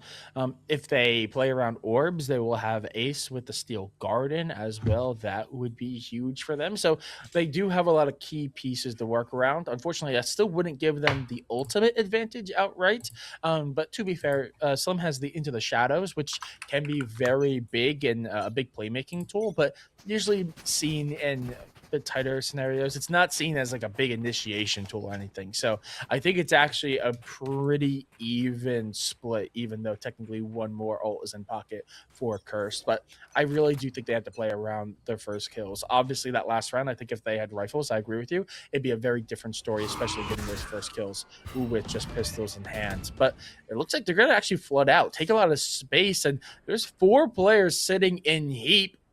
A is left alone, and this poor Vice is about to take the full brunt of the entirety of Curse's roster. Yeah, I'd be a little scared. I might have wet my pants a little bit if I were them, but they are gonna just fall off that site. Here comes that Steel Garden. Does actually not hit anybody as they are all off site. And look at this death ball coming from Broken. Are they aware? They'll obviously be knowing that someone just came through door, but I don't know if they're aware of how many. But Fade Util, so much being thrown into the back of sight. Rocket invests it, and they do find Frog. No 2 to fall. J-Kaz and Noodle find with a piece. Slim with a third. It's falling apart at the seams. That death bar doesn't look that deadly when it's picked apart piece by piece as Cursed Crusaders get double digits, and the end of the series, the end of the map is within reach. They're looking towards Series 2, but they have to close that out. Yeah, 2 double kills from both Slim and Zebra there. Beautiful work together to get them to the double digits. And now that they have these double digits, they're going another round against Pistols. If they can win this one, it's 11-7. And from there, it just becomes so much harder for Paneko's Kittens. So this round, even with the Pistols, I would be looking to try and get as many guns, make this as expensive as possible. Again, we see them sitting in spawn. They've loved to take the first 10, 20 seconds of the round to kind of get a feel for where these players might be playing, and then making a decision based off of that. So based off all this information they've heard, we're pivoting towards A. The run it back comes out, and the A site is free. Only the Thorns to delay here. Okay. Site is theirs for the taking. A very similar tactic to what we saw from the defense in the last round, a death ball. But this time, they're going to be making their way back through the spawn of the attack side rather than through B doors. It is going to trigger the shear, but not going to give away how many people. They're just going to try to flood through and find the Vice. Yep. That is going to be Zebra falling, a rifle secured as well.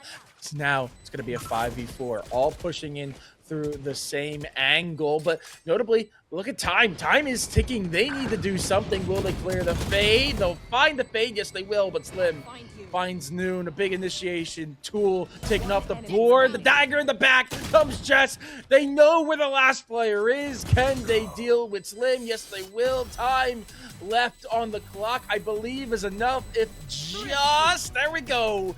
1.03 seconds left, but they get the round win and the thrifty. Zebra in that mound position, sorry, not mound, in that rubble position, just did not expect 4. Like we said, these death balls have come all together from every single which way. Oh, and timeout called here. And that death ball has not been spotted out so far, as usually they split up a little bit more as they've gotten into sight. I think this is the first time that it's really been known. And Zebra just couldn't fight them all together. Then one by one, the players fell.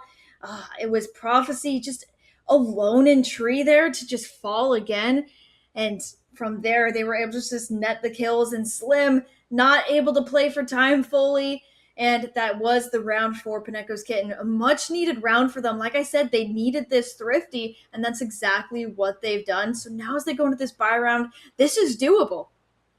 Yeah, it really is. And that really was a big buy round for them, or a round that they needed to win. Because in theory, if they lost that round, they didn't get that thrifty. Paneko's Kittens, they would have been able to buy into this one, but it would have been an 11-7. And at that point, if you lose that round, you are walking into map and series point with a scattered buy at best, probably just some stingers. So the fact that they were able to win out that round, sure, you're still running into pretty much a full buy coming out from Curse, but you give yourself a little bit more room to breathe. And notably, we're seeing one big change. we see a big boomstick. Noon picking up the operator. Obviously, a big impact player with the op in hand, has already been doing good with rifles, but you would expect and you would hope they could find a little bit more value here, as this one way might just be the death of Zebra. Continues to play a little aggressive. Jet duel. Who peeks out first? Either side could win out. It's coming down to pixels. Will they peek? I'm scared. Hold my hand. Oh, they're going to be spotted. Okay. Oh, looks away at the final second to deal with the fade dog. And that keeps the attacking side Jet alive. Jkaz could have fallen there, but Team Utility keeps them up. And that is going to be the operator spotted. And I'm not surprised to see Curse say, no, we are off that site. We are going to A because we know the ops over on C. Great response. I wouldn't want to go to the operator either. Oh, and Slim caught trying to lurk, maybe to find some space. Will fall. And now as Cursed Crusaders head towards A, do they realize that there's 2 players in tree? Goes to clear it, but only one and alone cannot get that trade out. Still Garden comes out as well, so now they can fight forward. And if you're Cursed Crusaders, you're all back sight. You don't have a gun. The rest of the players are descending in. It's getting a little dicey here. Absolutely. Nightfall invested. That's going to find all 3 all weekend in the back of sight. Ace is going to get very low as well, but it doesn't matter. Picked apart, picked clean is the entirety of Cursed Crusaders. And the rebound is looking really good for Paneko's Kittens as they get to 9, just 1 away from tying. And that's going to be a pretty scattered economy here for Cursed. I think Jkaz might be in a little bit of trouble, especially as Blade Storms were popped in that round. Yeah, this buy is gonna be weak for sure. And now the tides have totally switched. Just Paneko's Kittens to really be rolling in that money, and just off of 2 rounds. Cursed Crusaders won 5 rounds in a row, and when you're looking at their money, yes, they can still buy, but there's 1 player with only regen shields. Like, this has broken them. Only 2 rounds here. And so now, again, we're going towards the C hit. They're going right into that operator from Noon. So they're going to have to do their due diligence to really put the util out to get Noon off of this angle. There comes the smoke. Shot goes wide. Prowler for Prowler. There comes the paranoia. I think a lot of damage was dealt there by the paint shells. Into the shadows is invested notably. That is going to be huge, as that is 1 ultimate taken off the board. And I actually think it's a fake out as it goes back towards their own spawn. I think it's just to kind of instill a little bit of fear and self-doubt into Cursed Crusaders. Just not quite sure where that omen would have landed, but it looks like B is their final destination. I think that's smart, especially with an operator in play. This is probably the worst site available for an op to retake, but it's being read as there are 2 defenders already making their way over. If they push out, which they probably are, as util is being dumped in, they could deny this plant. Jake has just 1 health. He's going to get it back, but that's spiked down. Util traded for util. Trades going in. And guess who it is that comes out on top? It's Banana. It's just to get 3. A pivotal moment for them. And they tie it 10-10. Now, I was getting a little bit nervous. I was thinking that maybe they waited a bit too long to rotate over to that B site. But I shouldn't have been worried at all. They had that retake right in their hands. Putty to play with as they just descend upon the site. And that's immediately going to pull out a timeout. Yeah, not surprised at all. And this is really the value of having that 7-5 half. I mean, we talked about it in the past, especially at the half switch, that this was the first time that they had a winning half coming into the second half of the game for this series so far. And this is where the value comes in. 5 rounds in a row picked up by Cursed Crusaders. That would have been a death sentence on any of the previous maps. Obviously, it was a death sentence for the first one. But here, they turn it around. They're able to get that 1 thrifty win. They're able to put 2 in a row together. And now suddenly, not only is it back to being tied, but the momentum feels like it's much farther into the way of Paneko's Kittens in the first place. And the economy is booming. They just had another flawless round. It looks like it's going to be a full buy, kind of. I think Prophecy might be a little short in terms of what they need. So it's going to be mostly another full buy. But if this round doesn't go their way, it could get really sketchy for Cursed Crusaders really quickly. So I'm not surprised to see that timeout come through. I think Cursed and Skytuki, this is the point where you start pulling out strategies. Even if you haven't gone over it with your team, this is when you have to start pulling out the big guns. Yeah, and look at this fight towards A main. Actually choosing not to lob the paint shells quite yet. We've seen them do a little bit of a trap play a few rounds, but rooting not to go for it this round. But they have Noon on the operator. Easily takes out Nodu. So that's going to cause an immediately rotate towards C. Walking right into Ace. But just that Vice utility, as long as they can break it, that site should be theirs. Again, this round's so crucial on whether or not this map goes one way or the other.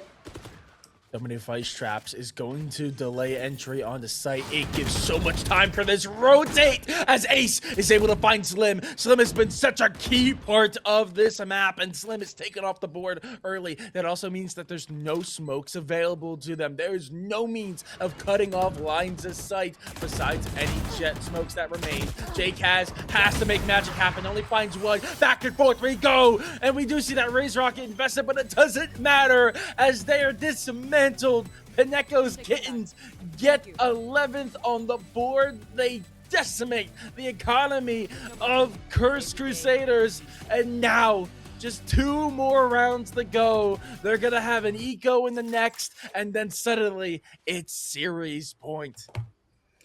Yeah, Cursed Crusaders bought into that round, and they're forcing into this next round as well, it looks like. And so now, especially if they don't win this round, next round would be detrimental. They would really be pulling from the dregs with the Stingers. So this round is the round to win if they want it. Look how many ultimates they have online, though.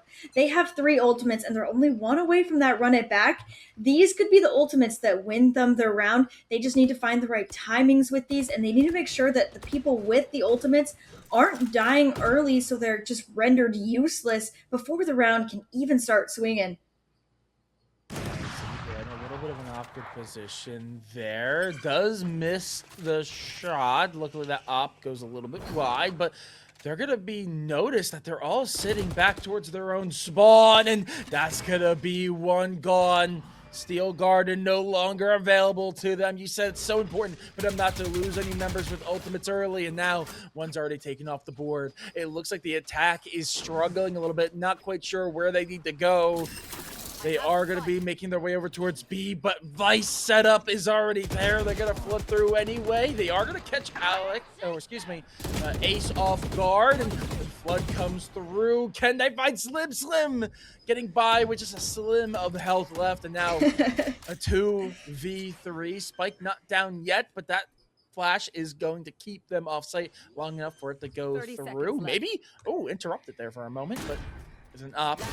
Has to make something happen. JKaz shuts it down. 1v3. Jess has made magic happen in the past, but not able to do so here. 11-11. We were talking about how do or die this round 1 was. If Cursed Crusaders did not win this round, it would have been over. It would have been almost impossible for them to win those last 2 to take it to overtime. But now we're looking at this map. It's 11-11. They won that crucial round. Now going into this round, they have 1 player with no shields and 1 with light, and Paneko's Kittens are still able to buy into it, but they're in a much better position now than they would be if they had lost that round. Great adjustment, great B hit there for them to be able to pivot off of all the information. And again, look at that A utility thrown out. Paint shells already out of the round, and they know about all of this. They're hearing all of this from Slim, and so they're, again, pivoting based off the noise. They're going to go towards C, right into this operator. This could be deadly. LeBron James is definitely actually a pretty accurate call, as they have been absolutely insane. Shot goes wide. Noon, unfortunately, stuck between a rock and a hard place. That is devastating, as the rest of the team trying to make their way in to see the help, and they get picked apart by Zebra as well. And now it is just Ace. It is just Jess. I've been seeing chat. It's Jess versus Slim. A battle of titans. Can they make magic happen? Jess finds a second. Now, the trades back and forth, and Slim comes out on top yet again. They're trying to do what they can. No, they can't. Map series point. Cursed Crusaders. It has been a sludge, a crawl to get themselves here. But after a dominant game one, they are just one map away, or one round away, excuse me, from getting to series number 2. But Paneko's Kittens, they still got a bye. They've still got an up. They've got one last chance to send this to overtime. Just standing on the precipice. Is this the moment? Is this where you can win? And a reminder that after this, whichever team wins this goes straight into another best of 3. And 2 of these maps have been so close.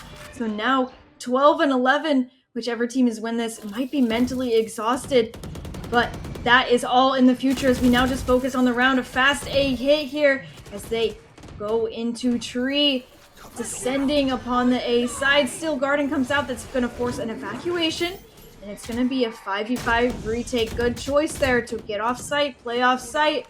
And now Spike's going down within the first 30 seconds of the round, and there's 2 on the flank. Okay, the Haunt is going to give away the location, but it's also going to give away the location of Slim. Slim's going to fall, and so is the rest of Curse. They need to find something. Prophecy makes 1, can't get a second, and now there's no Vandal. There's no space. They're tucked in the dugout with just a classic in hand. They can't do it. We're going to overtime. The retake there was beautiful. That Haunt getting out that one player who was playing a little bit of a sneaky position. And once they took that player out, the rest of the players all tucked in on the site. They were just sandwiched in, like, might I say, a sandwich? I don't know what other word to use there. But they just got crunched from all sides. And then that Steel Garden was just the last thing they could really drive into place. And Cursed Crusaders just watched that round slip away from them. So now as we go into overtime, we're looking at what adjustments each team needs to make. Now, each team has usually left the B site pretty open. We haven't seen a lot of teams kind of use that broken door to do a crunch play on B. Every time that these teams have gone towards B, they've just gone through main. So I would love to see maybe either of these teams exploring that a little bit more. But for the meantime, it's going to look like it's going to be... What? Big Banana? What? What is... I mean, they've been a big-time player, Jess, doing what is necessary. Ooh, we see Frog pushed up a little bit too far, a little bit overzealous. Burnout, maybe, as Noon is able to find that pick, and now it's a 5v4. And that's going to weaken the C side. We see the rotations come through. The other 3 members are sitting towards A. The rotations come through, and there's no way for them to know that the rotation's going to find its way to C. Less than a minute to go. They're playing this safe. They're playing this slow. They can overload Slim, and if they can catch him off guard, that would be smokes missing. Rays popping up. Fade Haunt is going to go into the back. It's going to give a lot of information. Notably, that site is secure. Spike is going to go down. It's going to be a 5v4 retake. This is going to be a difficult spot coming for Paneko's Kittens. Or excuse me, for First. Yeah, they're all coming from CT as well. That's such a small choke. And if you're able to put your guns towards it, this and that position as well. Oh, it's Small Banana. It's Big Banana. With the Nightfall. There's only 1 left to claim. Oh, and 74 HP. Position known. Oh, and gets a good kick onto 1, but it's Noon to finally close it out, and it's 12-13. And Paneko's Kittens, if you had told me they would be in this position after map 1, I would not have believed you. 1 map away, 1 round away from securing a spot in game number 2 after a 13-1 loss in game number 1. I don't think there's a person in the world that would have bet on them after seeing that first map, but now we are seeing the timeout come. It is Skytuki, it is Cursed. They have to give their team the secret sauce. They need to pull something out of the bag to send us to a second overtime. Then primarily, they need to deal with Big Banana.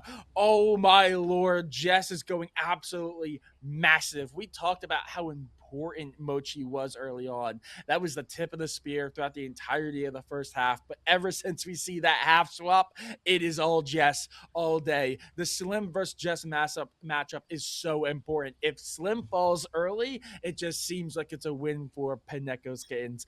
If Jess falls early, it feels like it's a round win for Crusaders. It is a game of chess that neither team wants to lose, and both teams are desperate to win. Yes, desperate to win indeed. This is an elimination match. If you don't win here, you are out of the tournament forever. And so, as we go into the final seconds, could this be our final round? Again, we've been seeing a lot of fights out towards C Mound. Usually you see a lot towards A, but there's been so many C fights so far in this whole map. And so they are just going to completely concede that space, and they're exploring towards B. There's only the sheer wall there, can easily be baited out. But after that wall goes down, they could have the whole site if they wanted, but they need to be wary about the flank because Small Banana and Mochi are there, and they could easily flank. But they're actually not deciding to go for this B hit quite yet. Spike actually going out towards A as everyone else goes B. A little bit of a fake, little bit of a head scratcher. And they're going to go through this wall here. Trades coming out already. And forth. 1-for-1 makes us a 4v4. Notably, 2 Slim? duelists fall, so no utility. Oh no, the dagger in the back. No! Can they find Slim? Yes, they will! I said it feels like a game of chess, and whichever queen falls, whether it's Slim or Jess, it feels like the other team will win. And now, in a 4v3, Spike is not down. This haunt's going to give away so much information. They have almost full setup for Vice if they have it, and they can save it for post-plant. It's a means of denial. 2 sit back in tree. 1 falls into rubble. It is going to be a retake. They're desperately trying to find some information. They need to find JCaz. If JCaz falls, that might be it. Make it a 3v2. The defuse coming through. None of them can hear that they're on the spike. Are they going to sneak it? They went through the sneak. A massive upset from 13-1 to taking the series 2-1. Massive win for Paneko's Kittens. And what a resilience of their mental. It could have been so easy for them after the 13-1 to say, this tournament, it just wasn't for us. We just didn't show up today. But they did not let them define them. They did not let that define them at all. They clawed their way back on Pearl, and they absolutely clawed their way in here on Lotus. A well-deserved win. Such great plays, such great showings. We had so many players really step up that map, and they, at the end of the day, just showed up, and great job to Paneko's Kittens. Yeah, I said during Pearl that, especially during that listen-in, they had not lost that do not say die attitude. They refused to back down. They refused to break away. And man, they just absolutely came alive when it mattered. You have to give so much credit. Mochi specifically in game number 2 came up massive, was absolutely the tip of the spear early on in game number 3. But towards the end, I mean, you can check chat if you're in chat right now. It was just a Slim versus Jess matchup. The 2 titans of the second half, the defining half of the entire series. And in the end, Jess and Paneko's Kittens are able to take the lead. You can't not give credit to Curse, though. Absolutely massive performance for them. But speaking of massive performances and how good everyone did, we are going to get an interview in a couple of minutes with some of the winners or a winner, and we'll hear from themselves how it felt to go through that massive reverse sweep victory. But we'll be doing that right after a quick break, so don't go anywhere. We'll be back with that interview in just a moment. Hello, everyone, and welcome back to day 2 of Coach's Call. It's been an exciting series, to say the least. A 2-1 victory for Paneko's Kittens, where after that map 1 of Haven, 13-1 victory for Cursed Crusaders, we didn't think it was possible. I myself certainly did not, but they managed to pull off the impossible, made it possible, made it happen, and now they get to move on to take on their matchup against Sarah Miedo. But with that being said, we did manage to grab Cursed Crusaders, the unfortunate team who wasn't quite able to move on throughout the rest of the series, for an interview with us here on the desk. And so I just want to say to the Cursed Crusaders team, first of all, it was an amazing matchup. It was a great experience to be able to witness all of you play and to see the adaptations happening live as they were going on. And I believe, Slim, that you're going to be the one sort of being the mouthpiece for this interview. Yes. Okay. All right. Listen, I'm gonna leak some behind the scenes details, okay? Because Slim just gave me an entire speech, and then I was like, maybe I should interrupt them, but it's okay. Slim. Now is the time. Now is the time. Now is the time that we can go ahead and you can discuss with us about some of the things that, how the team has been able to come together, how all of you have grown coming out of the other side of this tournament. Yeah, so this tournament has been great for us. We're really thankful that Cursed picked us up, and I will note that Natsu, he was a great sub for Kai today. I know some of us probably watched Kai yesterday. She wasn't able to make it today, so Natsu's been great as a sub for us. That being said, our team, we started out kind of rough, I can't lie, but like after a quick reset with our team, we have like honestly thrived and picked up on so many new things. The coaches have been great with like giving us input on like how to communicate with each other, use util, and just in general like how to play the game better with in a team setting specifically. So I think our team has been meshing really well, especially game day. We were kind of like we were really hyped to play. I mean, I could feel the energy emanating off the team. We felt the excitement coming from all of you going into today. Obviously, what happened yesterday as well, and seeing the continuous improvements that were able to be made along the way. And so I want to step over to the coaches real quick, Cursed and Sky Tookie. Right, coming together, the two of you as coach and assistant coach, to have a wide range of different ranks and help them all to coordinate together, to be able to work together, and to be able to find their footing in the team. How does that process look like for the two of you? Actually, let's go first. Sorry.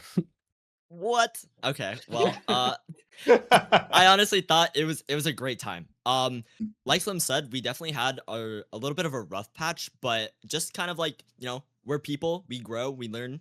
And I'm happy to say that not only have we, made a team, we've made friends here. And I'm hoping that can carry on after this tournament. Also, for a good cause, donate up, by the way, guys. But yeah, it was a lot of fun working with the players. I feel like I learned a lot about everyone individually while also increasing my skills as a coach. And it was just great working with the team environment. Like everyone had different ideas, but at the end of the day, we were able to get on the same page and bring in, input from each of the players individually. It's not like any one person took over. Like everyone was stepping up when they needed to. And we didn't go as far as we wanted, but I'm still so incredibly proud of the team. Like genuinely, we've come so far from the first day that we scrimmed and played together to where we're at now. Completely different team. You wouldn't be able to tell that this team now was the team that we recruited a few weeks ago. So very proud of the team, and looking forward to see where everyone goes next. Yeah, I think that's always the most exciting part, right? Is to be able to see that growth, to be able to see that progress. And so to step back and look over at the team, right? Slim gave us a beautiful description of how things have been going, but looking towards the future of what you guys would like to do, would you like to do more tournament styles like these, Slim? This is actually my third one. So Ooh. with Kate specifically, and I love Kate so much. She's been doing such a great job hosting all these events. I'm so down to keep playing. I don't know if I want to be a coach because I love, honestly, not to be like a bragging person, but I love to like be on the screen and like I love playing, meeting new people. So I want to keep playing.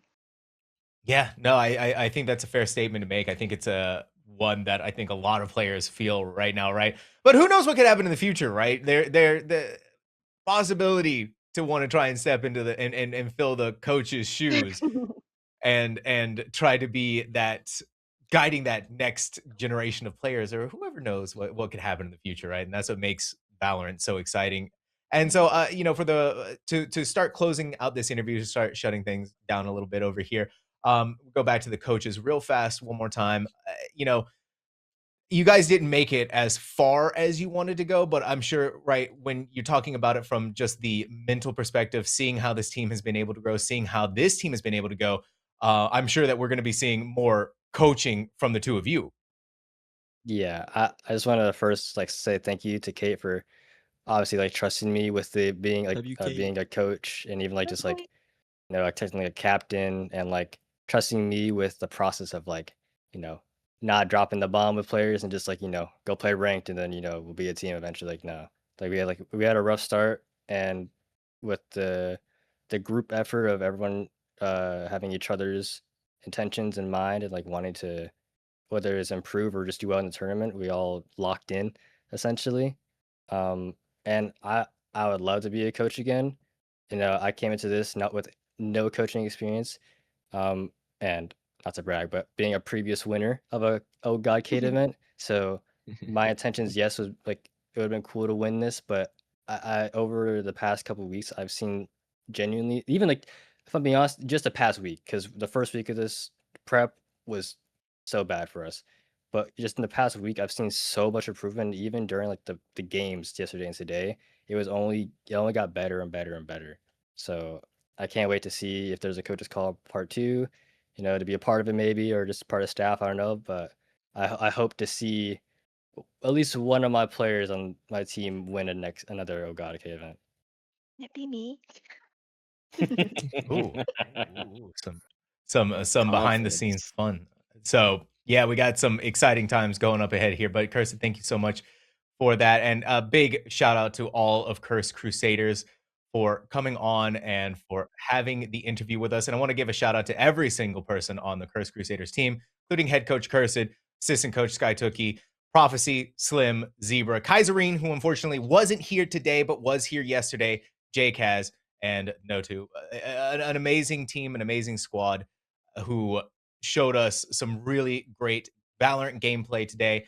And I want to say a massive thank you to all of you who stepped up on the desk to come and chat with me. And I hope to see you guys in a future Coach's Call. W. Let's go. For the Yay! And now- For the crusade. We For the are crusade. going to step back over to our casters, bring them on board to break down what happened in our previous game and our previous matchup. You listen, Soren, Mint, that was a wow, what a map 3. Am I right? We went from map 1, 13-1, map 2, 9-13, to map number 3, where we had to go into overtime just to figure out who was going to win this series. And I don't think any of us were expecting Paneko's Kittens to go all of the way and to make that happen. Yeah, Your Honor. I mean, genuinely, this series I don't think could have been more entertaining if you tried. At least the second half of it, because obviously that first half, that was kind of a rough watch. I'm gonna say it now that they've won the series. That was definitely a rough watch. We were definitely behind the scenes being like, let's try to keep the spirits high, right? Like that's a rough map to lose, but we'll keep the spirits high. Talk about the good things. But the moment it got to game number 2, they just look like a completely different team. I don't know what was said behind the scenes there, but the coaches did exactly what was needed to keep this team alive, keep the momentum high, keep the morale high, that do not say die attitude.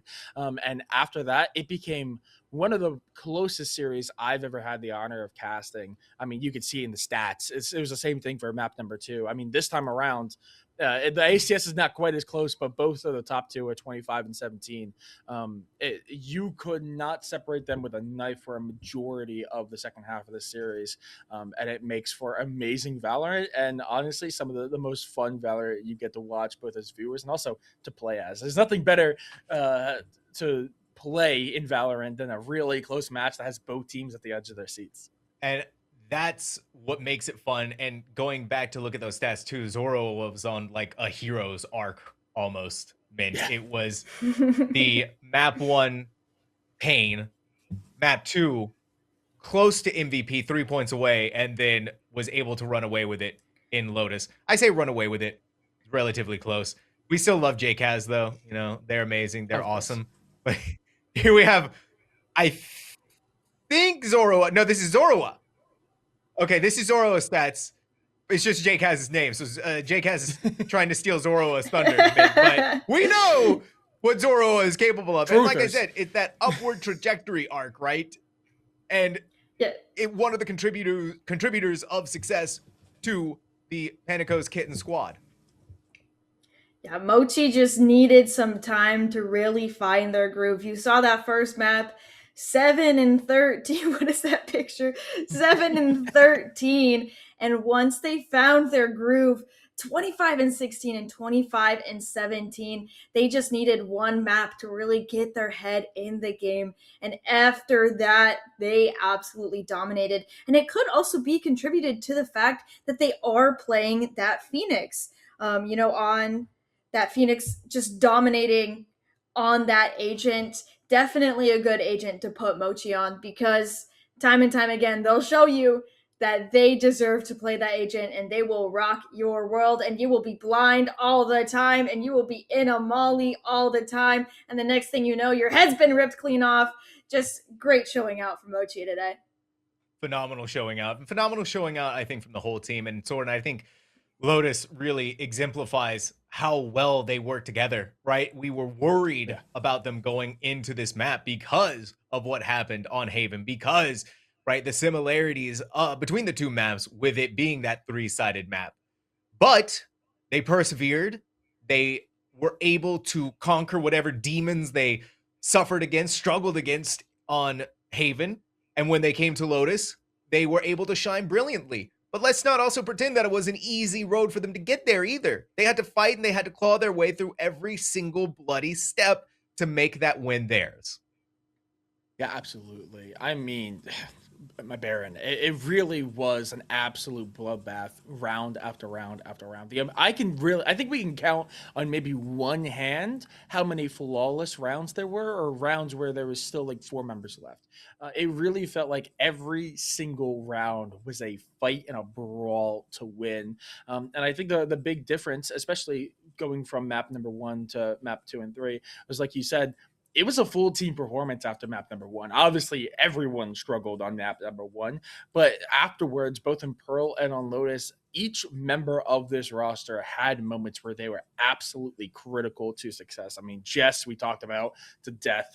Jess was an absolute titan towards the end of the series, was the key defining factor of that final half. But even in the first half of that game, if it wasn't Mochi, I know Ace was putting up some big numbers, and as well as Noon, who really came alive on Pearl, as well as Chaotic, who was just constantly putting down pressure on those Sentinels. I mean, every single member of the team went nuclear at one point or another, and so did Crusaders. They obviously had a good series the entire way through, but when you are going up against an opponent and it's that critical, it's that close of a series, it really comes down to the supporting cast. Because, I mean, look at Tier 1. MIBR is a great team, and they have players like Aspas, but if the rest of the team isn't carrying as well, they definitely struggle. I mean, we can see the stats here coming out from Jess. Gracious. Yeah, they just went absolutely nuclear on game 45. I almost would give them 0.5. I'm so sorry, but that headshot percentage is nuts for 21 kills. I know Mochi is going to get the MVP and has gotten the MVP, but I think if you had a fans vote or like a People's Choice Award here, I think Jess is absolutely the MVP of game number 3 at least. Game number 3 in our hearts, anyways, right? That's and really, I think for that kind of performance and for what we're seeing from them is something to behold. And right, come on, man. Small banana? No, that was a big banana performance. And something that I think can be said for all of the players, like Soren has also been saying. Yeah, I was confused when Big Banana first came up on my screen. It took me a minute to get it, I won't lie. So just great showing from her. She really at that Lotus map made all the impact. I want to know like how many multi-frags she got on that last map because it was so many to bring her. And the mental resilience they showed in this map and in this series, they're going to need it because now that they've won, they're going to go into another best of 3. Yeah. And will they be able to show up the same way that they showed up in this series? Because they did such a great job bringing it back today. It is a very good question, but they need a break, and so do we. But before we do go to break, I want to have talk about a couple of things, including the new goal that we have for our charity support on Crisis text line benefiting them. We managed to hit $787.67. So now we go to $867.67, which again, right, we're pushing the envelope. We're trying to get as much money as we possibly can. So we do have those donation incentives in place, including the $5. Every $5 donated are additional entries for Corsair and Zenny Optical giveaways. Every $25 are additional entries for the exclusive Valorant in-game rewards. And, something about a little Riot gun buddy out there may be pretty cool. Oh my goodness, look at that graphic, chat. Oh, it's so beautiful. I wonder what that mysterious question mark could be. Well, I said it, so you already know what it is. There's no surprise there. But we also want to say a big, big thank you to our sponsors, Corsair and Zenny Optical. Corsair creates high-performance gaming gear and streaming equipment used by gamers, creators, and esports professionals around the world. Their support helps us continue creating high-quality community events and opportunities for players to grow and compete. Make sure to use the code OHGAWDKATE for some money off. And of course, Zenny Optical. Zenny Optical is a leading eyewear company focused on making stylish and affordable vision care accessible to everyone. Through their continued support of the gaming and esports space, they've helped us further both support our community initiatives and charity efforts throughout Coach's Call. Make sure to use the code OHGAWDKATE for also some money off. But now, we are going to go to a very short break to get things set up for our next matchup. I said short break. It's actually going to be a long break. So make sure you go hydrate, get up, stretch, maybe get a little snack. It's dinner time in most places. So make sure you stay well hydrated. Make sure that you're staying limber and make sure that you are staying well fed as well. Because when we come back, it is going to be Paneko's Kittens versus Cerro Miedo. It's going to be an exciting time. So do not go anywhere.